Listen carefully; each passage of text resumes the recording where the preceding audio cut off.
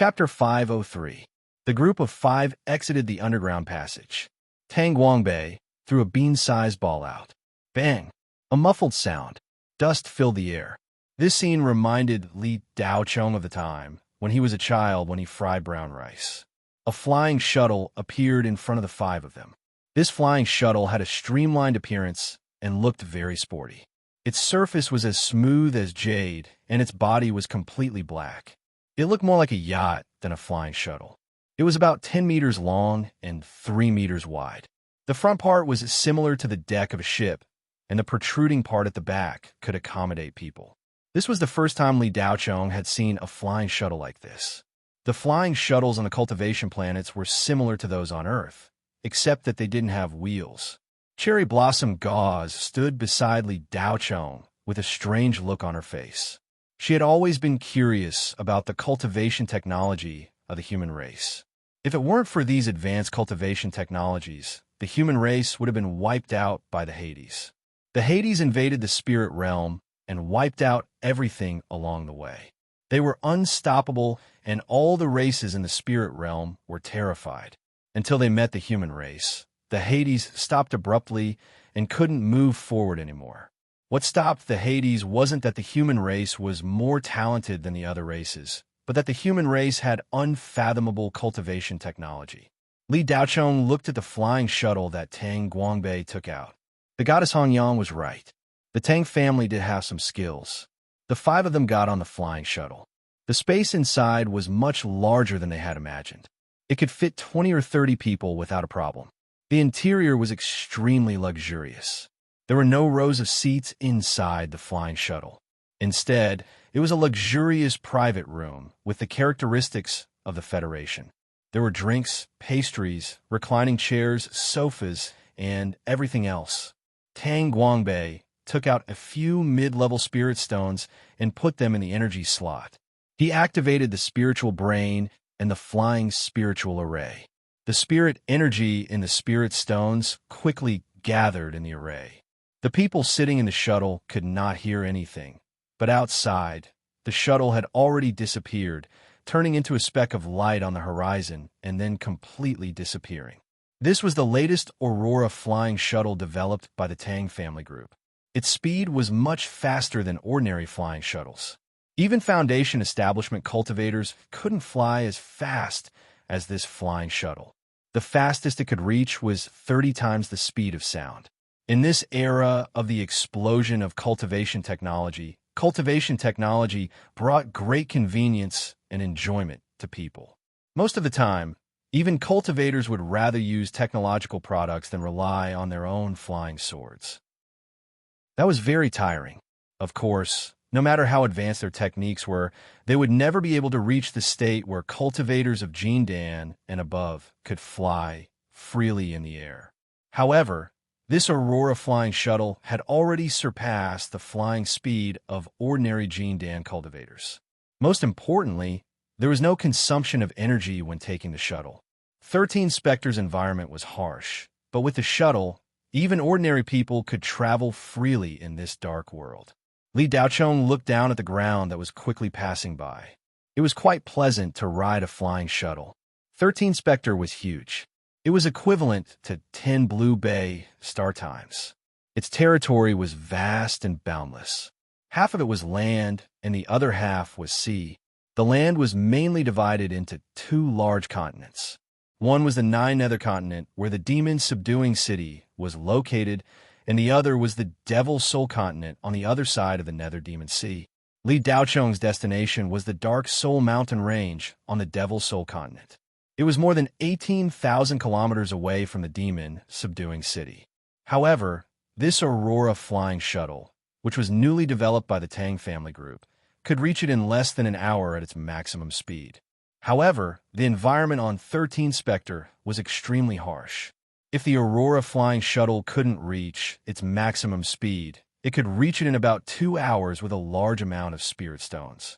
This speed was already astonishing enough.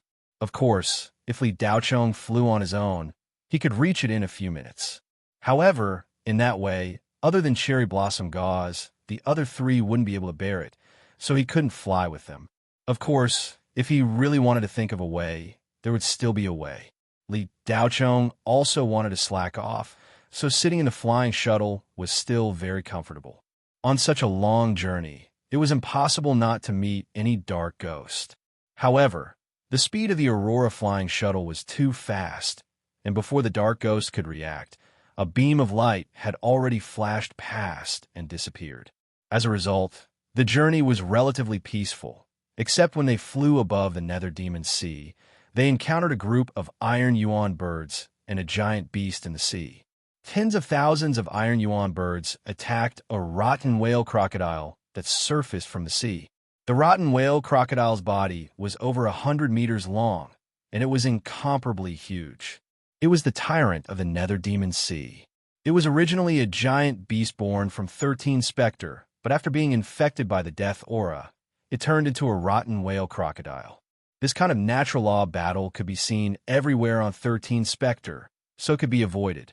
However, the rotten whale crocodile was not something that could be easily encountered. Tang Guangbei had his eyes on the giant beast's essence, which was one of the materials for crafting level 15 talismans. Goddess Hong Yang killed the rotten whale crocodile and took the giant beast's essence, but in the end, many iron yuan birds were accidentally injured.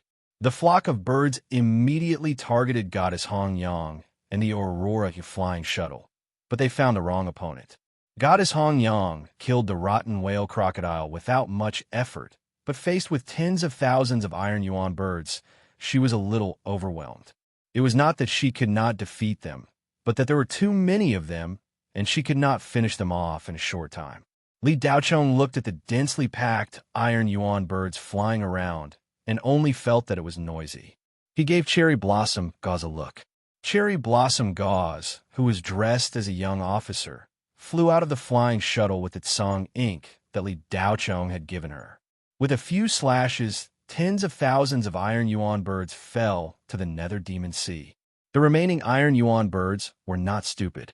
They instantly sensed the danger and fled in all directions. This small interlude only delayed them a little, but it added a little fun to this journey.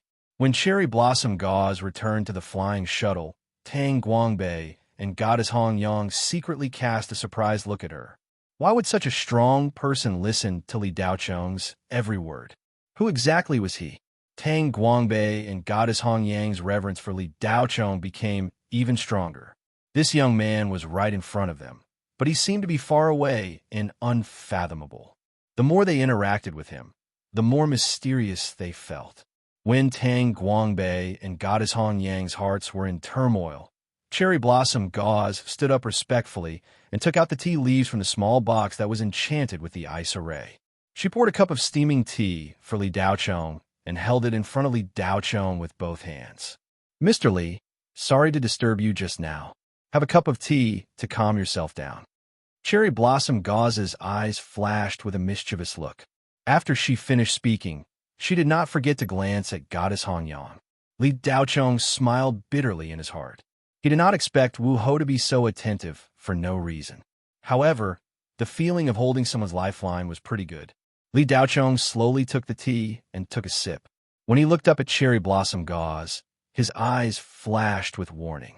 He activated his telekinesis and said telepathically, "Don't do such meaningless things in the future.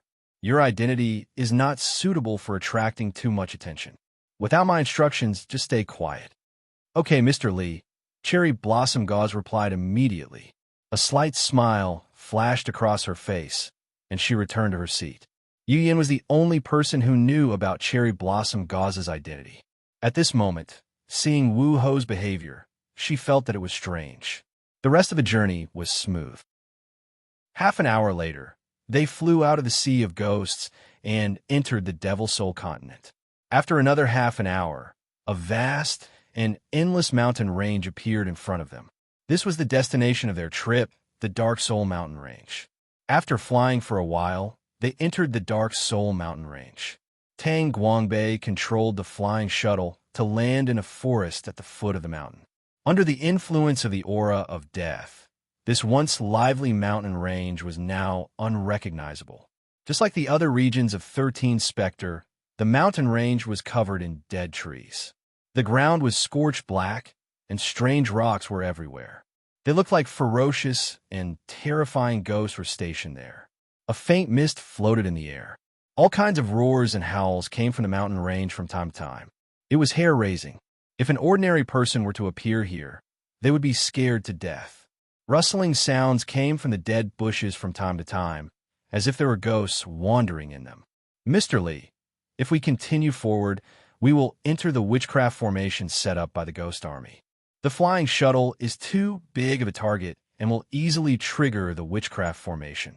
We will have to walk on our own from now on, Tang Guangbei explained to Li Daochong as he put away the flying shuttle. Thank you for leading the way, Mr. Tang. Li Daochong nodded. The five of them walked into the depths of the mountain range under Tang Guangbei's lead. Tang Guangbei was wearing a pair of gale shoes on his feet. They were enchanted with 3 different types of miniature spiritual arrays, allowing him to walk like the wind. Tang Guangbei's cultivation was the lowest among the 5 of them. If he didn't wear such a pair of shoes, he would have a hard time walking in this place. The 5 of them walked very quickly. They crossed a mountain in a little over 10 minutes. They followed the designated route for more than an hour. They didn't encounter any dark ghosts along the way, not even a ghost shadow. This made Tang Guangbei and Goddess Hong Yang feel very strange. There were as many dark ghosts as there were hairs on a cow in the Dark Soul Mountain Range. They had crossed such a long distance, but they didn't encounter anything. Tang Guangbei's detection magic treasure didn't react at all. Mr. Tang, isn't there a Rakshas Estates ghost army stationed in the Dark Soul Mountain Range? Why is it so quiet? Goddess Hong Yang couldn't help but ask. Fairy, this old man doesn't know either. The detection bell didn't react at all. There are no traces of dark ghosts within a radius of 20 kilometers. Tang Guangbei was also confused. He had thought that this journey would be very difficult. Who would have thought that it would be so smooth? Yu Yin heard their conversation. She pursed her lips and glanced at Cherry Blossom Gauze. With this great deity of a Rakshasa state present, who would dare approach the dark ghosts? Would they be seeking death? Tang Guangbei and Goddess Hong Yang naturally didn't know the reason, but the 2 of them glanced at Li Daochong. Could it be that his spirit chi was so powerful that the dark ghosts were afraid of him? Despite their suspicions, they still had to continue. With Li Daochong and that mysterious officer around, Tang Guangbei was still very confident, and his speed increased a notch. Soon, a secluded valley appeared before the 5 of them. Mr. Li, this is the place, Tang Guangbei said weakly. Tang Guangbei said weakly. After such a long journey, even with the help of the storm shoes, the old man still felt tired. Boom! Just as Tang Guangbei finished speaking, a loud explosion came from the depths of the valley. In the distance, a fiery cloud rushed into the sky. Genius 1 second remember this address. Mobile version website. Chapter 504. Were there people fighting in the depths of the valley? Li Daochong's eyes flickered with a faint light. He actually did not notice the other party's existence. Even when he saw the flames, he still could not sense any aura. This valley was full of witchcraft arrays. Coupled with the chaotic death aura and spiritual energy, even someone as powerful as Li Daochong's spiritual force field would be seriously disturbed. In this environment, the eyes were more reliable than spiritual force. In the distance, at the same time as the flames soared into the sky, miserable screams could be heard. Then, several rays of light soared into the sky. It was a cultivator. Tang Guangbei's old face revealed a hint of doubt. Someone had actually come here first. The news of the extreme ink crystal appearing in 13 Spectre's Dark Soul Mountain Range was only known to the Tang family. 2 months ago, a few clansmen of the Tang family who were earning points in 13 Spectre mistakenly entered the Dark Soul Mountain Range. They accidentally came to this valley and found the extreme ink crystal. Those clansmen originally wanted to take the extreme ink crystal and leave 13 Spectre to return to the family. In the end, they did not get the item. Instead, they angered the king ghost beast in the valley, the giant frost toad, and all 4 clansmen of the Tang family died. All four of them were Jin Dan cultivators. However, before they died, they used the Tang family's unique sound transmission secret method to send the news back to the family. After Tang Guangbei received the news, he immediately came to 13 Spectre. There were a total of 5 people from the family who came with him. Among them was a Yuanian cultivator. Who would have thought that not long after arriving at 13 Spectre, the Rakshas estate would launch an all-out attack on the Federation? A large number of ghost soldiers appeared in 13 Spectre. Before Tang Guangbei could take action, the war broke out. Tang Guangbei originally did not plan to participate in the war. He only wanted to get the extreme Yin Crystal. However, Tang Guangbei did not expect that the Rakshas estate would be serious this time. It was not safe to stay in demon-subduing city. The ghost army broke through the defense and wantonly hunted cultivators in the city. No one could stay out of it, and Tang Guangbei was forced to fight against the ghost army that had invaded the demon-subduing city. In the end, the 5 cultivators of the Tang clan who came with Tang Guangbei all died in battle, and Tang Guangbei was basically dead. If it wasn't for Li Daochong sending people to rescue the injured cultivators and bring Tang Guangbei back, he would have been cured with a miraculous qi healing technique. Tang Guangbei was already a dead man. As his thoughts drifted, Tang Guangbei's expression became slightly uneasy. The price the Tang family had paid to come to Shadowed Demon Star this time was simply too great. If they didn't obtain the extreme Yin Crystal in the end, they would really lose everything. Who in the world would discover the extreme Yin Crystal? Tang Guangbei had a question mark in his heart. At this moment, the streaks of light that soared into the sky quickly flew towards the area where Li Daochong's group of 5 were. There were also 5 people in total, 3 men and 2 women. Although they were not ghost cultivators, the murderous aura on their bodies was overbearing. The 5 of them were all Yuanian cultivators. One of them was in the middle stage of Yuaniing, 2 were in the late stage of Yuaniing, and 2 were in the peak stage of Yuaniing. Sensing the aura of the 5 people, Goddess Hong Yang's expression changed slightly. Tang Guangbei's pair of turbid, old eyes twitched. He didn't expect to meet 5 Yuanian cultivators at the same time in the depths of the Dark Soul Mountain Range. Such a combination could indeed do whatever they wanted on 13 Spectre. They wouldn't even be afraid of a Grand Wizard ghost if they met a lone Grand Wizard ghost. Only the Witch Ghost Legion or several Grand Wizards would pose a threat to them. The 5 of them together were enough to become one of the top existences on 13 Spectre's food chain. Although the 5 Yuanian cultivators were full of killing intent, they looked a little embarrassed at this moment. The 2 female Yuanian cultivators' hair was a little messy, and there was shock in their eyes. The 3 male cultivators weren't much better. An old man's face was full of dust. When they saw Li Daochong's group of 5, their eyes revealed a fierce glint. The 5 cultivators' aura and condition were very different from ordinary cultivators. It wasn't hard to tell that they were felons who had seriously violated the cultivation law in the Federation and were exiled to 13 Spectre to atone for their crimes. Moreover, they should have stayed on 13 Spectre for a while and had basically adapted to the environment here. They had survived countless life and death battles. Tang Guangbei's expression suddenly froze. He had an impression of one of the Yuanian cultivators. His heart skipped a beat, and he immediately sent a voice transmission to Li Daochong's group of 4. Everyone, be careful. They are exiled cultivators. That short, stout middle-aged man is called Mountain Razor Ojiliang. 3 years ago, he massacred a 4th-grade cultivation planet and didn't let a single cultivator or civilian escape. He almost destroyed the planet. Yuaniing is a peak cultivator. In the end, 3 members of the Divine Generals were dispatched to capture him and exile him to 13 Spectre. Someone from my Tang family held a position in the military. 2 years ago, there was news that this guy was dead. I didn't expect him to still be alive after 3 years. Tang Guangbei's warning caused Goddess Hong Yang's hands to tremble. As a former member of the Divine Generals, how could she not know the name Ojiliang? 3 years ago, Goddess Hong Yang had also participated in the operation to capture him. Tang Guangbei didn't know the complete information. The divine generals didn't dispatch 3, but 5. Capturing a peak cultivator of Yuanying was much more difficult than killing him.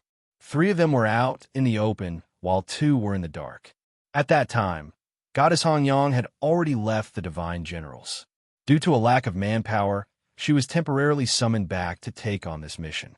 Jushanjiren Zhiliang's name was known by everyone in the Third Ring Starfield. The Federation once regretted that they didn't discover this prodigy earlier.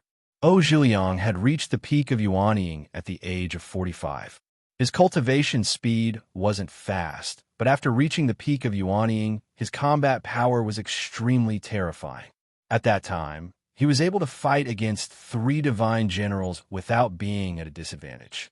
If it weren't for the help of Goddess Hongyang and another peak cultivator of Yuanying, the 3 divine generals wouldn't have been able to capture Zhiliang. One of them might have even been killed. Zhiliang's strength was comparable to a soul formation grand cultivator. He had an extremely violent personality and was a demon who killed without batting an eyelid. It was a pity that he was eventually exiled. The 13th Spectre had benefited the human race in another way. At that moment, Yu Yan's body was trembling slightly for no reason. The 5 exiled Yuanying cultivators were filled with murderous intent. How could Yu Yan, who was only at the early Jin dance stage, possibly withstand it? Li Daochong and Cherry Blossom Gauze didn't look at the 5 Yuanying cultivators. Instead, they casually looked at the place where the explosion had just occurred in the depths of the valley. The aura surging out from there was truly powerful. Tang Guangbei only recognized Zhiliang. He had never seen the other 4 cultivators before. However, their battle records weren't any worse than Zhiliang's, even if they weren't as strong as him. The 2 female cultivators were naturally good-looking. It was difficult for them to not be good-looking after reaching the Yuanying stage. The younger-looking female cultivator was called Lan Ningzi. She reached the Yuanying stage in her 30s. She was definitely a genius. However, she was able to cultivate to the nascent soul stage by constantly using her beauty to seduce male cultivators. Once they became dual cultivation partners, she would kill the other party, absorb and refine the other party's spirit meridians, and refine the spirit body into medicinal pills. People called her the man-devouring fairy. She was at the late Yuanying stage. The older female cultivator was called Lu Jinfeng. She specialized in finding young people who had just awakened their spirit meridians. After killing them, she would steal their spirit meridians for her own cultivation. She was at the late Yuanying stage. As for the other 2 male cultivators, one of them was an old man called Yin Yi. He was at the peak of the Yuanying stage. He specialized in hunting cultivators above the peak of the Jindan stage and stealing their treasures. It was said that at least 80 cultivators had died in his hands. The other one was called Pan Lingji. He looked feminine and had long hair that draped over his shoulders. He was neither a man nor a woman. If not for his Adam's apple and flat chest, it would be difficult to determine his gender with the naked eye. His deeds were even more bizarre. He disguised himself as a woman, seduced male cultivators, and then killed them to steal their treasures. If these 5 people were not in a dangerous place like 13 Spectre, it would be impossible for them to form a team. They each had their own ulterior motives and would have plotted against each other. However, they knew very well that on 13 Spectre, it was impossible for them to survive alone. Only by working together would their chances of survival increase. After the 5 exiled cultivators discovered Li Daochong's group of 5, they flew over and landed in front of Li Daochong's group. As soon as they landed, 5 psychic powers wandered around Li Daochong's group of 5. After probing, the 5 exiled cultivators revealed unconcealable smiles on their faces. However, their smiles looked very strange. For ants in a peak Yuanying, Pan Lingji stared straight at Li Daochong as he licked his lips hungrily. He had not touched a male cultivator for more than a year now. The male cultivators on Shadow Devil Star were all ugly, making him want to vomit just by looking at them. A cultivator as handsome as this young man in front of him was a rarity. Lan Ningzi also looked at Li Daochong and could not help but twist her hips. She could not wait to pounce on Li Daochong. Yin Yi, on the other hand, was very interested in Yu Yan. Although he was not young, he was still a Yuanian cultivator. He had spent the longest time on 13 Spectre and had not tasted a pure female cultivator for a long time. Inyi did not dare to touch female cultivators like Lan Yingzi and Lu Jinfeng, who knew what tricks they had up their sleeves. Lu Jinfeng looked at the jade pendant hanging on Tang Guangbei's waist. She could tell at a glance that it was not an ordinary item. Zhu Shanjinren, Zhiliang, was the only one who looked at the cherry blossom gauze. He had not seen such a stunning beauty for many years. Fairy Hanyang was the only one who went unnoticed. It wasn't that she was inconspicuous, but rather that the aura of a peak nascent soul cultivator emanating from her body struck fear into the hearts of the 5 cultivators. Due to certain considerations, they all unanimously chose not to make eye contact with this person who posed the greatest threat.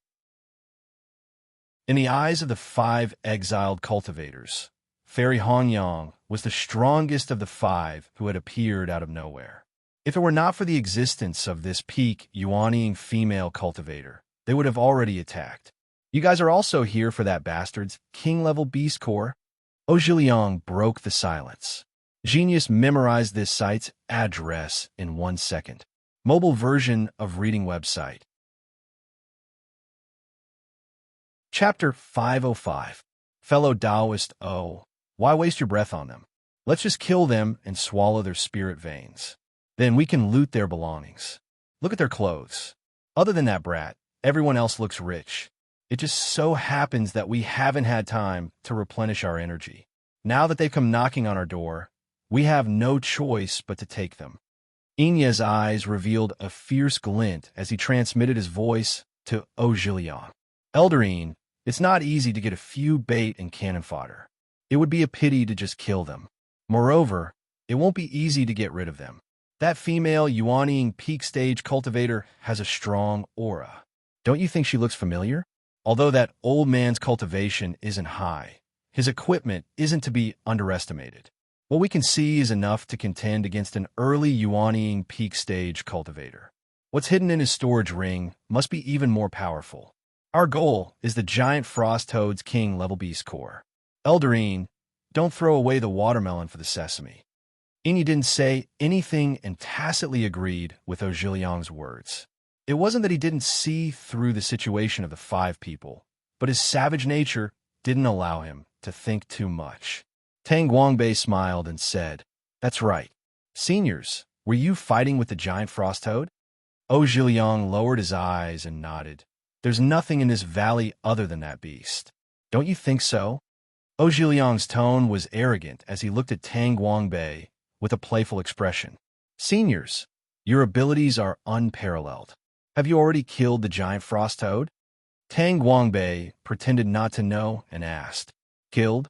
Old man, do you think the giant frost toad is a frog in the field? You think you can kill it just because you want to? Go and kill it for me to see. Pan Lingji interjected with a strange tone.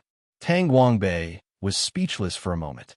The already awkward situation between the 2 groups of unfamiliar cultivators became even more rigid. However, Li Daochong and Cherry Blossom Gauze were indifferent to the current situation. It was as if they didn't see Zhiliang's group of 5. The 2 looked at each other and were about to head deeper into the valley when suddenly there was a flash of light. A flying shuttle shot over and landed not far away from them with a whoosh. Li Daochong's group of 5 looked surprised, and there were others as well. This flying shuttle that had suddenly arrived was actually much more high-end than Tang Guangbei's. The eye-catching logo of a dragon head on the front was extremely eye-catching. The Supreme Dragon Class Flying Shuttle. There is no way the Shenghua Federation could produce a flying shuttle of this level. This was the representative product of the Zunlong Cultivation Company of the Kuan Empire, one of the 3 major cultivation empires. Pure imported product. If Tang Guangbei's flying shuttle was the best in the Federation, then the Supreme Dragon-class flying shuttle was one of the best in the human race. Both its appearance and performance were far superior to the shuttles produced by the Federation. The Tang family's expertise in spiritual machinery was already impressive enough, but it was still far from being comparable to the 3 cultivation empires. The revered dragon flying shuttle looked very much like a dragon's head, except that it didn't have horns or whiskers, nor did it have eyes, nose, or mouth. Its shape was very similar, but it followed the streamlined lines. But at this time, this luxurious flying shuttle was covered in scars and had lost its original luster. The door opened, and first, a slender and beautiful leg stretched out of the car. A tall woman wearing a corset Taoist robe stepped out of the car. Then, more than 10 cultivators wearing Taoist robes followed. Their cultivation levels weren't high, but their equipment was definitely top-notch in the Shenhua Federation. These cultivators were all late-stage Jindan cultivators, and 2 of them were Yuanying cultivators. But this group of people looked a little embarrassed, as if they had just suffered a loss. The woman's aura wasn't very strong. She was only in the Qi condensation realm, the weakest among them. But the cultivators who came out of the car followed behind her respectfully. Their expressions were serious, and they strictly kept the woman in a safe zone. The woman looked to be about 20 years old, about the same age as Li Daochong. She was pretty and charming, and was a beauty in the making. When the woman got out of the flying shuttle, she frowned and looked at Zhiliang with displeasure. She said in an unfriendly tone, "Mr. O, why did you leave without saying goodbye?" When Zhiliang and the others saw the flying shuttle land, each of their faces showed regret. The original plan was to let this unruly young lady and her followers go to the Western Paradise, but they didn't expect that they would still be able to escape. This young lady's origin was unusual. Even if her cultivation level wasn't high, Zhiliang and the other criminals didn't dare to touch her. Song Lanxin, the first successor of the Shenhua Federation's #1 cultivation company, Yinyao Taoist robe. Her grandfather was called Song Federation, and her father was called Song Sanyan. These 2 names in the Federation were enough to scare people to death. Yinyao Taoist robe was founded by the Song Federation. Yuanying was a peak cultivator, but he wasn't that powerful. The Song Federation was a 1-star blacksmith, and he was famous in the 3 great cultivation empires. Countless cultivators sought him out to refine magic treasures and robes. Among them, there were even soul formation cultivators. Song Sanyan didn't inherit his father's will and chose to enter politics. Last year, he was elected to the Federation's parliament. If you didn't know these 2, it could only mean that you were a country bumpkin from a remote planet who didn't know anything and wasn't very smart. No matter how fierce Zhiliang and the others were, they didn't dare to touch Song Lanxin personally. If they did, their crimes would be much more serious than before. Although their crimes were serious, the Federation wouldn't kill them because they still had value. They could just throw them on 13 Spectre and let them fend for themselves while killing Dark Ghost. The Federation definitely wouldn't kill them, but if they touched Song Lanxin, they would be greeted with death. The Song Federation only needed to wave their hands, and soul formation cultivators would come to 13 Spectre to hunt them down. Their living environment was already very bad. If another soul formation cultivator came to hunt them down, they would definitely die. Moreover, Song Lanxin's bodyguards weren't easy to deal with. The robe she was wearing was a heavenly mystic true treasure level robe that the Song Federation spent half a year to refine. The Federation didn't have more than 5 of them. Yuanying was a peak cultivator, and he couldn't break the robe's protective array even if he bombarded it for a day. Therefore, it was unrealistic to want to kill Song Lanxin. In fact, Zhiliang and the others didn't even know that there was a giant frost toad in the depths of the Dark Soul mountain range. They were hired by Song Lanxin to hunt the giant frost toad. If it wasn't for Song Lanxin, they wouldn't have known there was such a place in the Dark Soul mountain range. Ordinary people couldn't afford to hire Zhiliang and the others. Without a background like Song Lanxin's, they would have been killed before they could even speak. More importantly, they didn't want spirit stones or other resources. These things could be obtained from 13 Spectre. Song Lanxin promised them that as long as they killed the giant frost toad and took the beast core, they would be transferred out of 13 Spectre. She would also give them a new identity and start their lives anew. It was the same as being released from prison early. Zhiliang and the others were naturally tempted. Song Lanxin did have this ability. The five of them agreed to take the risk with Song Lanxin. The giant frost toad's strength was equivalent to the early stage of the soul formation realm. It was very dangerous to capture it, and there was even a possibility of death. But for freedom, Zhiliang and the others were willing to risk it. However, on the way to the Dark Soul Mountain Range, Song Lanxin's arrogant attitude towards them and even treated them like servants completely angered the five of them. They began to secretly plan a way to kill Song Lanxin. After arriving at the secluded valley, Zhiliang and the others discussed how to set a secret trap when they captured the giant frost toad. They wanted to borrow the toad's power to kill Song Lanxin. Zhiliang and the others didn't just want to vent their anger by killing Song Lanxin's group. They also wanted the resources and treasures on Song Lanxin's group. But now that Song Lanxin was fine, their plan was obviously ruined. Daoist, this Song girl isn't dead. This is bad. Pan Lingji revealed a worried expression and transmitted his voice. Daoist, our plan won't be discovered by the Song family, right? If they find out that we set a trap, our lives will be in danger. Inyi transmitted his voice. Zhiliang and the others had been working together for a while. The five of them had a mental field. When one of them transmitted his voice, the other four could sense it. Everyone, don't worry. Although the plan didn't succeed, Song Lanxin definitely won't see through it. Since she's not dead, we'll act according to the situation and continue to be her bodyguards. Zhiliang transmitted his voice calmly. The other four tacitly agreed with Zhiliang's suggestion and lowered their heads to welcome Song Lanxin's arrival. Song Lanxin looked at Zhiliang angrily. If it wasn't for the level 16 protective talisman that her grandfather gave her, everyone would have died. Zhiliang pretended to be innocent and said with a bitter face, "Miss Song, we had no choice in that situation." The giant frost toad released the ice flame wave. We couldn't block it at all. Were we going to die? We could only run. Song Lanxin snorted coldly. Humph. I hired you guys to block the spear. The five of you are so strong. Can't you block it together?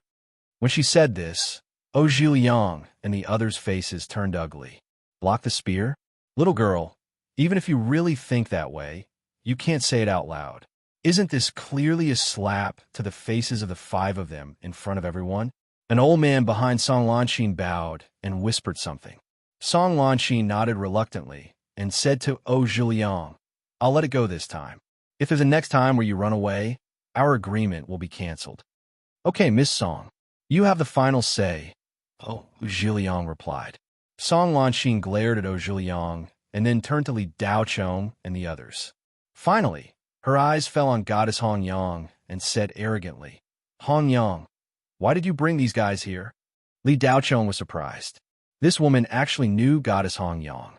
Goddess Hong Yang immediately replied respectfully, "Big Miss, these are my friends. We also came for the giant frost toad." Song Lanxin glanced at Li Daochong and the others and said, "If that's the case, then come with me.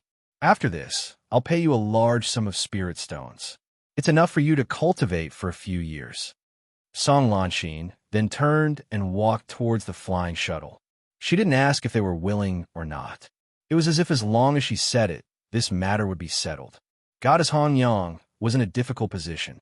Song Lanxin walked for a while and saw that Goddess Hong Yang didn't follow. She turned and asked curiously, "Why are you still standing there? Come with me. The four servants can fly by themselves." "Servants?" Goddess Hong Yang sucked in a breath of cold air and looked at Li Daochong. "Idiot." Sure enough, the moment Goddess Hong Yang looked over, Li Daochong spat out 2 words. Genius remembered this address in 1 second. Mobile reading website. Chapter 506. Who are you calling an idiot? Song Lanxin glared at Li Daochong and questioned. Li Daochong's voice wasn't loud, but it was loud enough for everyone to hear. Goddess Hong Yang knew something was wrong and wanted to stop it, but was too late. She had a rough understanding of Li Daochong's character in the past few days. Because of Song Lanxin's family background, she had always been a spoiled brat. Everyone who interacted with her was afraid of her because of the powerful background behind her. They didn't argue with her and even indulged her. And Li Daocheng most likely would not spoil this young miss. On one side was Song Lanxin, who had great power in the Shenghua Federation, and on the other side was the powerful and mysterious Li Daocheng. The collision between the two was like Mars colliding with Earth. No one would give way to the other. Fairy Hongyang's heart was filled with worry, but she could no longer interrupt, nor did she dare to interrupt. I'm talking about the idiot. Li Daocheng didn't even look at Song Lanxin and replied calmly, "Brat, it's your fortune to be hired by me. Since you don't want the spiritual stones, then forget it. Hongyang, bring the others. Don't follow this brat." Song Lanxin looked at Li Daocheng with disgust. Goddess Hongyang's expression was bitter. She wanted to explain, but didn't know where to start. After Song Lanxin finished speaking, she turned around and boarded the flying shuttle. Goddess Hongyang followed helplessly. Then, she sent a message to Li Daocheng. "Mr. Li, I'm really sorry. I owe Miss Song a favor. Please don't hold it against her. I'll go with Miss Song for now. If you're willing, you can come with me. If not, we'll meet up after we kill the giant frosty toad." "It's okay. Go ahead," Li Daocheng replied simply. After Song Lanxin got on the flying shuttle, she saw that only the goddess Hongyang had followed her. Other than the young man, the other three were standing still. They didn't seem to want to follow her. Song Lanxin said with disdain, "Hongyang, why are you with this bunch of trash? Aren't you afraid of ruining the reputation of your predecessor?" Goddess Hongyang smiled bitterly. "Miss, they're just my friends, not my subordinates. I have no right to force them to follow me." Song Lanxin said coldly, "Let them be. Let's go." Song Lanxin's bodyguards also got on the shuttle, and the door closed. After a while, the flying shuttle still hadn't taken off. The bodyguard controlling the flying shuttle was so anxious that he was sweating profusely. He pressed the button to activate the flying spiritual array again and again. But no matter how hard he pressed, the spirit array wouldn't activate, and the spirit brain didn't respond at all. "What happened?" Song Lanxin frowned and asked. "Young miss, the spirit brain and spirit array are malfunctioning. The shuttle is unable to take off," the bodyguard said with a bitter face. "What?" Unable to take off, Song Lanxin's voice raised an octave. The old man sitting beside Song Lanxin used his telekinesis to check the flying shuttle and said, "Young miss, the flying spiritual array is damaged and can't be used anymore. The spirit brain is in a dormant state." "Old Qin, is this the only flying shuttle?" Song Lanxin asked. "Young miss, this is the only revered dragon-class flying shuttle. There are other flying shuttles, but I'm afraid it's difficult to even take off in the environment of the valley," Old Qin replied. "Unlucky. Then we can only get off and fly over by ourselves." Song Lanxin looked like she had swallowed a fly. She had no choice but to open the door and get off again. The group of people got off the flying shuttle again, and they all looked embarrassed. Song Lanxin angrily pressed a button on the flying shuttle. With a bang, the flying shuttle was put away. It had only been a few minutes since they got on and off, and there were so many people getting on and off, it was very funny. Zhiliang and the others looked at each other. What was the meaning of this? At this moment, the temperature in the valley suddenly dropped, and a layer of frost condensed on the ground. Light blue rays of light appeared in the air, forming a huge net that covered the sky. The air seemed to be condensed, and the death aura in the valley became more and more violet. The spirit energy was flickering. A gust of cold air pressed down. Zhiliang squinted his eyes and looked at the giant blue net in the air. He said, "Everyone be careful. The net in the air is the ice flame released by the giant frost toad. If you touch Yuanying or below, you will be instantly burned into ice dregs, and nothing will be left." Hiss! The sound of cold air being sucked in came from all around. Most of the bodyguard around Song Lanxin were Jin Dan, and they looked timid when they saw the light blue net less than 10 meters above their heads. Song Lanxin's face was even worse. The sudden appearance of the ice flame net blocked the air route, and they couldn't fly. Did they have to walk? "Old Qin, what do we do now?" Song Lanxin had no idea and asked Old Qin beside her. "Young miss, there is no other way. We can only walk to the nest of the giant frost toad, Old Sheen replied. Walk. The environment in the valley is complicated and the terrain is rugged. There's not even a road, and it is at least a few dozen kilometers to the other end. Old Sheen, that beast was just attacked by us. Will it follow our aura and chase after us? Then we don't have to look for it, and it will come to us on its own. Song Lanxin was shocked. She was afraid when she thought of walking such a long and rugged road. Young miss, the giant frost toad is in its breeding period, and it will not leave its nest. Old Sheen replied regretfully. Then we can only walk. Song Lanxin bit her lower lip and took out a pair of magic boots to wear. Although Song Lanxin was unwilling, she didn't have a better idea. The ice flame net set by the giant frost toad covered the entire valley. The only result of rushing in was death. Song Lanxin and the group walked towards the depths of the valley. Because the valley was full of all kinds of death-type plants, if they accidentally touched them, they would die a horrible death. So they couldn't walk too fast.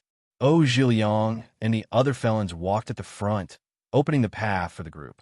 Li Daochong and the other three waited for a while, and also walked towards the depths of the valley. Tang Guangbei estimated that the extreme Yin crystal was near the giant frost toad's nest. Song Lanxin was after the king-level beast core, while Li Daochong and the others were after the extreme Yin crystal. However, Li Daochong also didn't want to miss a prey like the giant frost toad. He didn't care about the beast core, but the giant frost toad's skin and marrow were all valuable and could be used as materials to make ice talismans. Crushing a giant frost toad as a talisman material was enough for Li Daochong to make tens of thousands of level 15 ice talismans. Its value was obvious. After walking for about 10 kilometers, Song Lanxin and the group stopped to rest. The journey wasn't easy. The death-type plants attacked the group again and again. It was rare to encounter such delicious food. So how could they miss it? Normal death-type plants could be easily dealt with, but if they encountered a powerful death-type plant like the Black Death Vine, it would take some effort. When the Black Death Vine grew to a certain extent, even Yuan-ing cultivators would shrink back. The countless vines could make you doubt your life. Other than the Black Death Vine, there were many ghost beasts and ghost insects hidden under the valley. It took the group more than an hour to travel more than 10 kilometers. To cultivators, this speed was like the speed of a turtle. The ice flame net in the sky would occasionally drop ice flames, and the area that was hit would immediately turn into ice shards. Song Lanxin's bodyguards were mostly Jindan cultivators, and under the invasion of the extreme Yin Qi and mixed auras, their energy was depleted very quickly. All of them were panting. Song Lanxin personally distributed pills to each of them, and she sat alone with Old Man Qin to eat the spirit food that she brought with her. As they were eating, Li Daochong and the other three slowly walked out of the withered forest. Li Daochong and the other three walked very slowly. Tang Guangbei needed to scan a large area and didn't miss any area. Other than the large movement of the extreme Yin crystals in the nest, Tang Guangbei's detection compass showed that there were other areas in the valley with extreme Yin crystals. Song Lanxin frowned when she saw Li Daochong. Why are you following us? Li Daochong couldn't be bothered with Song Lanxin and sat cross-legged against a tree and slowly closed his eyes. Song Lanxin was a little annoyed that she was ignored and directly ran in front of Li Daochong and questioned, "Brat, didn't you hear me talking to you? I asked you a question. Why are you following us?" Cherry Blossom Gauze's beautiful eyes flickered, and just as she was about to step forward to stop Song Lanxin, she heard Li Daochong's telekinesis transmission telling her not to move. Song Lanxin stared at Li Daochong, and the latter's closed eyes opened slightly and said lightly, "Follow you? You think too much. Please stay away from me. You smell very bad." Hearing this, Song Lanxin was so angry that she stomped her feet, pointed at Li Daochong's nose, and said, "Brat, you smell bad. Don't think I don't know what you're planning. You don't have the ability to walk into this valley, and you're still following us for protection." Li Daochong shook his head slightly and only said, "Little girl, you can go away. I don't want to talk to you." "Little girl?" Song Lanshin was about to explode, and she turned her head and said, "Who can throw this guy away?" As soon as she finished speaking, the head of Song Lanshin's bodyguards, Yufeng, flashed over and reached out to grab Li Daocheng.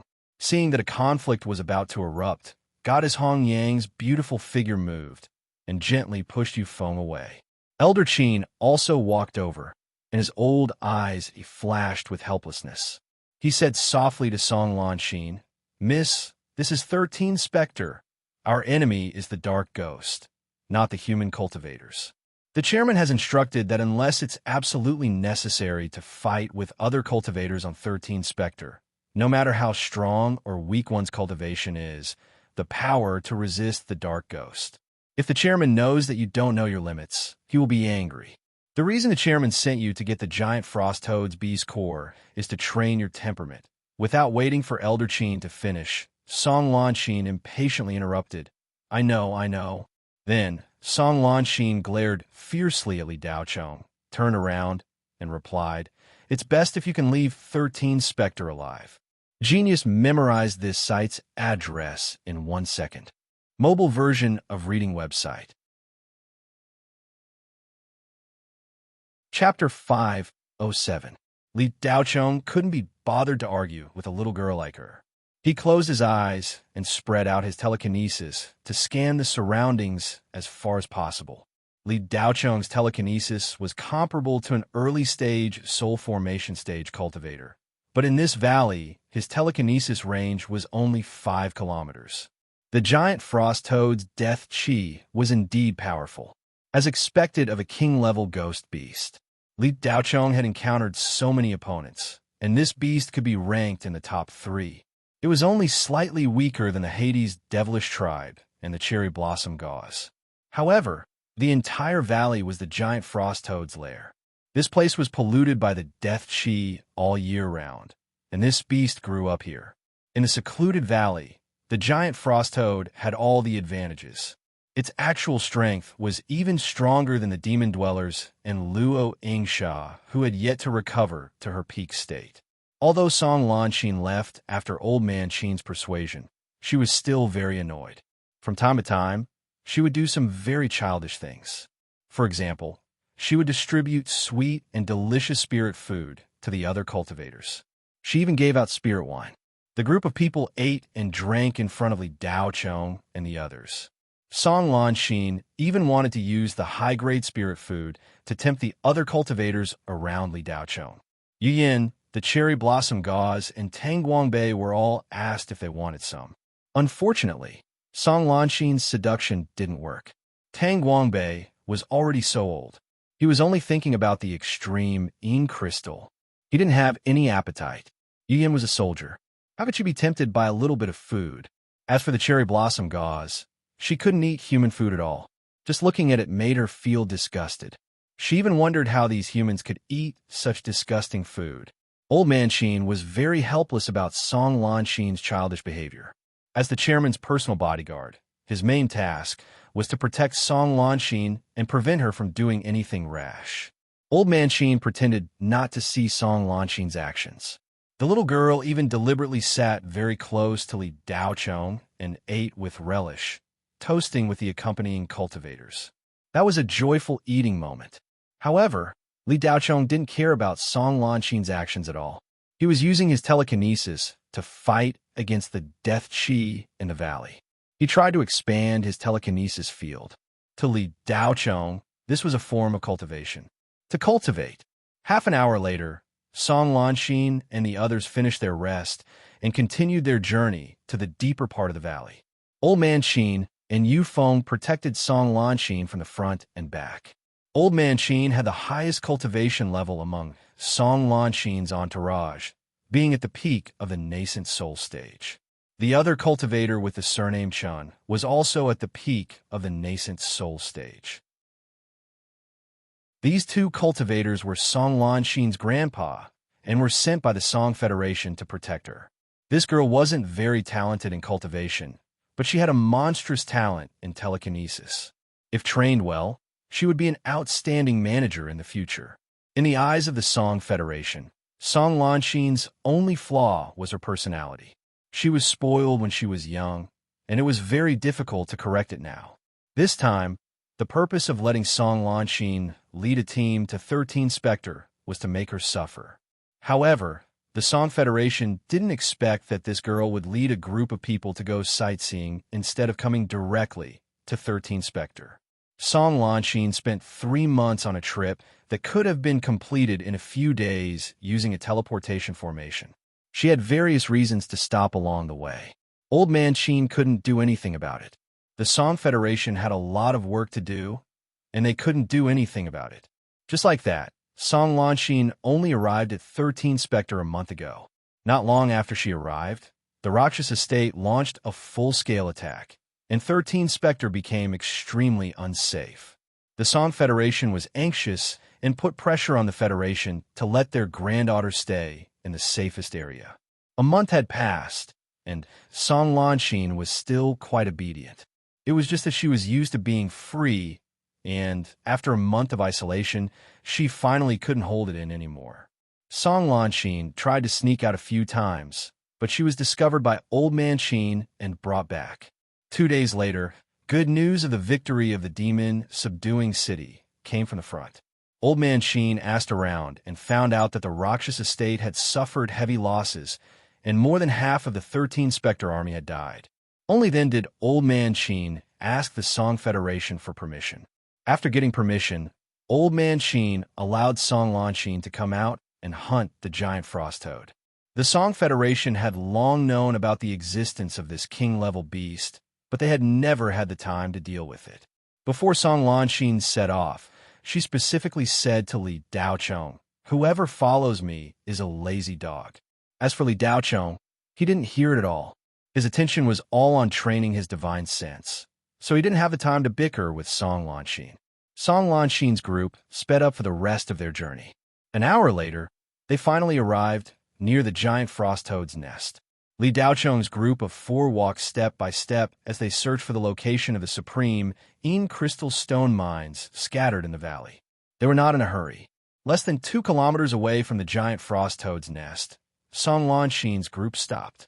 There were 4 Yuaning peak stage cultivators, 2 Yuaning late stage cultivators, and 1 Yuaning middle stage cultivator. The remaining 15 cultivators were all Jindan late stage and peak stage cultivators. Such a lineup was extremely terrifying no matter where it was placed. It was enough to start a small-scale war and sweep across the Federation's third ring. It was more than enough to destroy a ghost army. Song Lanxin looked at the cave with many ice stalagmites in the distance, her eyes shining. Hunting king-level ghost beasts was her coming-of-age ceremony. She wanted to let her grandfather and father see her ability. Although Miss Song Lanxin had a bad temper, she was not without dreams and ambitions. She also wanted to prove her ability to her family. She was not a rich young lady who only knew how to eat, drink, and play. "Grandfather, just you wait. I will definitely get the beast core and bring it to you. Xian has already grown up and can help you," Song Lanxin secretly said in her heart. Although the lineup was strong, the target was not to be trifled with. It was equivalent to hunting an early-stage spirit-severing peak-stage cultivator. Even with such a lineup, there was no guarantee of victory. Under Old Man Sheen's command, Yufeng divided the 15 Jindan cultivators into 3 groups of 5. Yufeng personally led a group of Jindan peak-stage cultivators.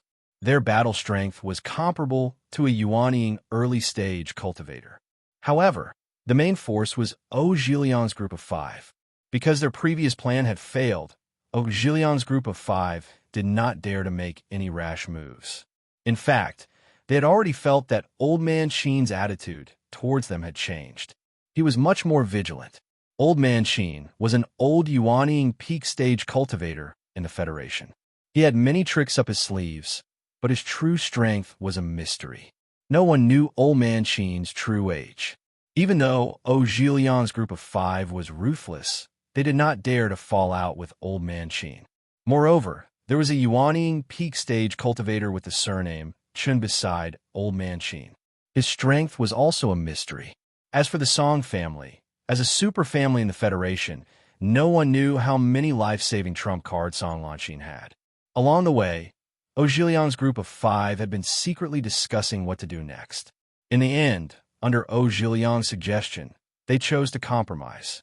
After all, the temptation of being pardoned was too great. Since their plan to kill Song Lanshin's group had failed, they could only accept reality. If they did it again, they would definitely be exposed. At this time, Ojiliang's group of 5 had been ordered by Old Man Sheen to attack the giant frost toad and restrain it. The 5 of them did not raise any objections. Old Man Sheen, the giant frost toad's evolution is much higher than expected. I'm afraid it's not enough to rely on the 5 of us to restrain it. If you don't make a move, the previous situation may happen again. At that time, don't blame us for running away. Old Man Sheen, you know what kind of existence a king-level ghost beast is. When everything was arranged, Enya's old face sank, and he spoke first. After Old Man Sheen heard this, his expression did not change. He only said, "You just need to follow the plan. Don't worry about anything else. As long as the 5 of you can stall the giant frost toad for 10 minutes, regardless of whether you can kill that beast in the end, you've completed your mission. What the young miss promised you before will be given to you. If you can't even stall it for 10 minutes, this old man has reason to doubt whether you've done your best." Just stall it for 10 minutes? Is this true? Ojiliang's eyes moved, and he asked in disbelief. Yes. Old Man Sheen nodded. Good. With Old Man Sheen's words, the 5 of us will definitely do our best. Ojiliang immediately expressed his attitude.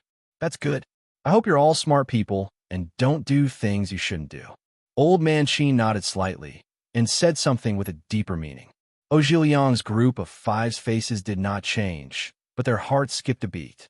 It was clear that Old Man Sheen was suspicious of what had happened before. Old Man Sheen, when do we start? Ojiliang concealed the fluctuations in his heart and asked. Let's wait a little longer. Fellow Taoist Chun is arranging a spiritual array. Once it's done, we can start. Old Man Sheen replied. About a few minutes later, a rustling sound came from the nearby frozen shrubs. The cultivator surnamed Chun, who was arranging the spiritual array, felt that it was strange, so he sent one of his bodyguards over to take a look. Just as the cultivator walked over, a cold light shot out from the frozen shrubs. Ah! The cultivator let out a blood-curdling scream as his chest was pierced through by an ice spike. Blood gushed out, and a terrifying cold chi entered his body in an instant. Just as he finished screaming, the cultivator froze into an ice sculpture and stood there motionless. The blood that flowed out condensed into a blood-red ice flower. His mouth was wide open, and his expression was one of horror. His eyes were wide open, and his face was full of fear and unwillingness. The Jin Dan in his body was frozen and could no longer circulate. Everyone was startled by this scream. They didn't know what had happened, but when they looked over, the ice sculpture shrub had directly exploded. Dozens of white toads, each half the size of a human, jumped out. These large toads were covered in white frost, like white ghosts, and their bodies emitted a cold chi. As soon as they appeared, they pounced on each cultivator, constantly shooting ice spikes in the air. The lumps on their backs would naturally burst open and shoot out cold liquid. Ah, my hand, my eyes can't see. Quickly take me away. What's wrong with my legs? Why can't I move? Screams and cries of fear rose and fell one after another. Everything happened so suddenly that there was no time to react.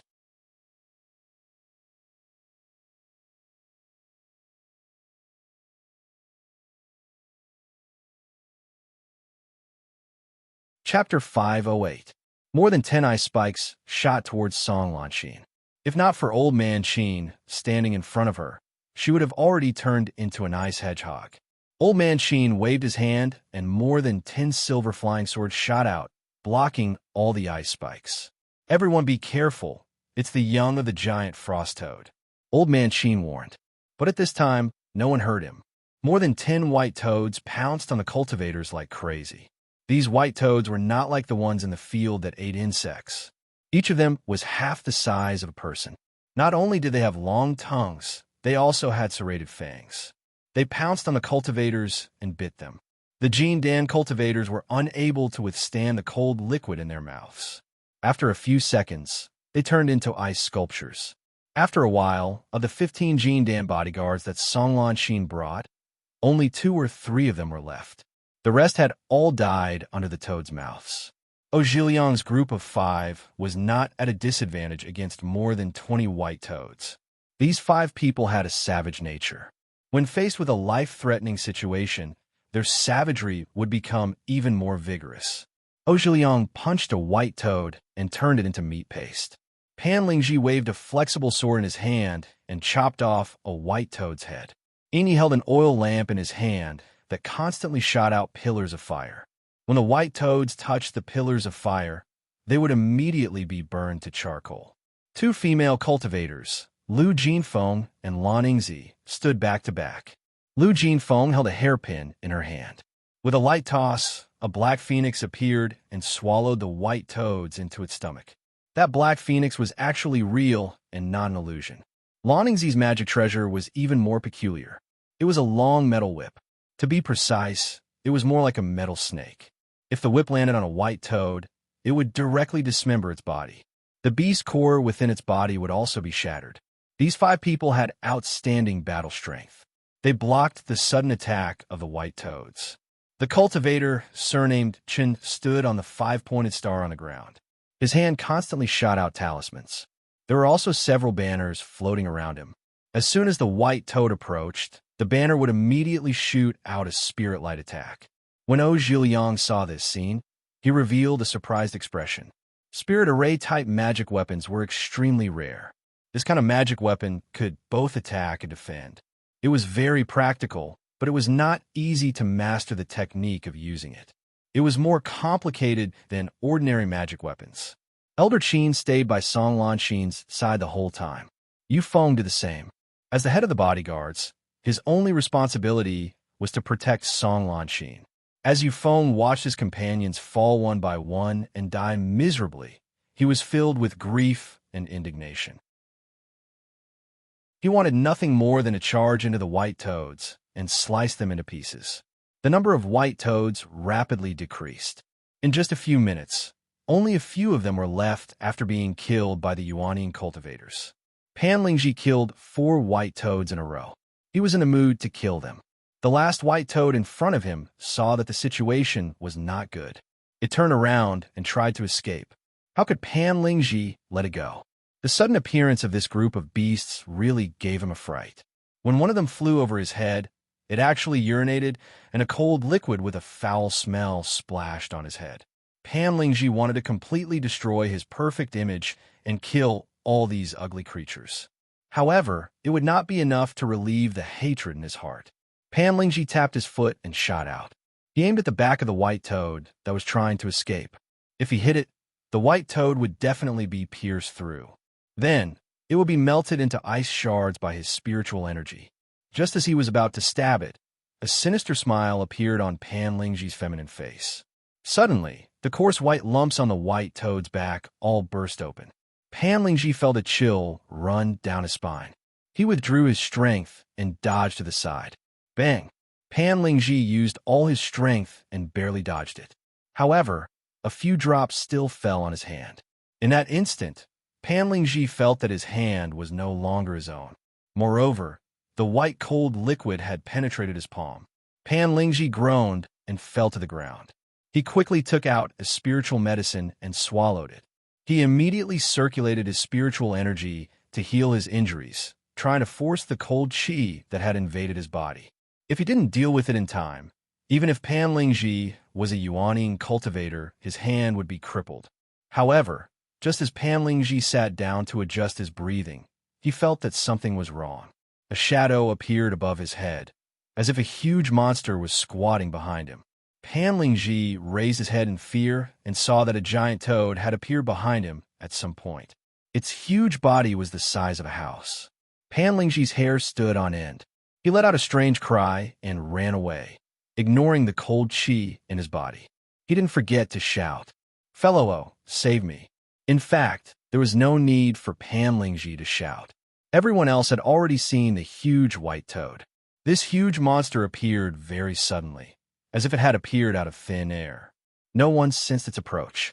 The valley was already filled with cold qi, causing the perception of divine sense to drop sharply.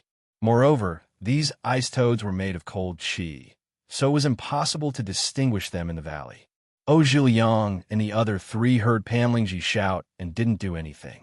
They were proficient in killing people, but saving people? They didn't have that kind of awareness. Everyone watched as Pan Lingji fled. What happened next was something they would never forget for the rest of their lives. The huge toad opened its mouth and a shadow shot out. It was so fast that it couldn't be seen. Bang! In an instant, it shot Pan Lingji, who was already some distance away. The moment it was hit, the shadow froze. It was a tongue. A long tongue full of cold mucus. At this moment, Pan Lingji, who was flying in the air, was like a flying insect. Once he was stuck, he couldn't break free. Pan Lingji was desperate at that moment. He turned around and tried to use the soft sword in his hand to cut the long tongue that the huge toad shot out. However, before the sword could land, the tongue retracted. It was so fast that Pan Lingji was brought into the toad's mouth. The huge toad didn't seem to make any chewing movements. It swallowed Pan Lingji in one gulp. After a few seconds, Pan Lingji's aura disappeared. The first Yuanying cultivator fell. The huge toad's mouth was like an extremely cold place.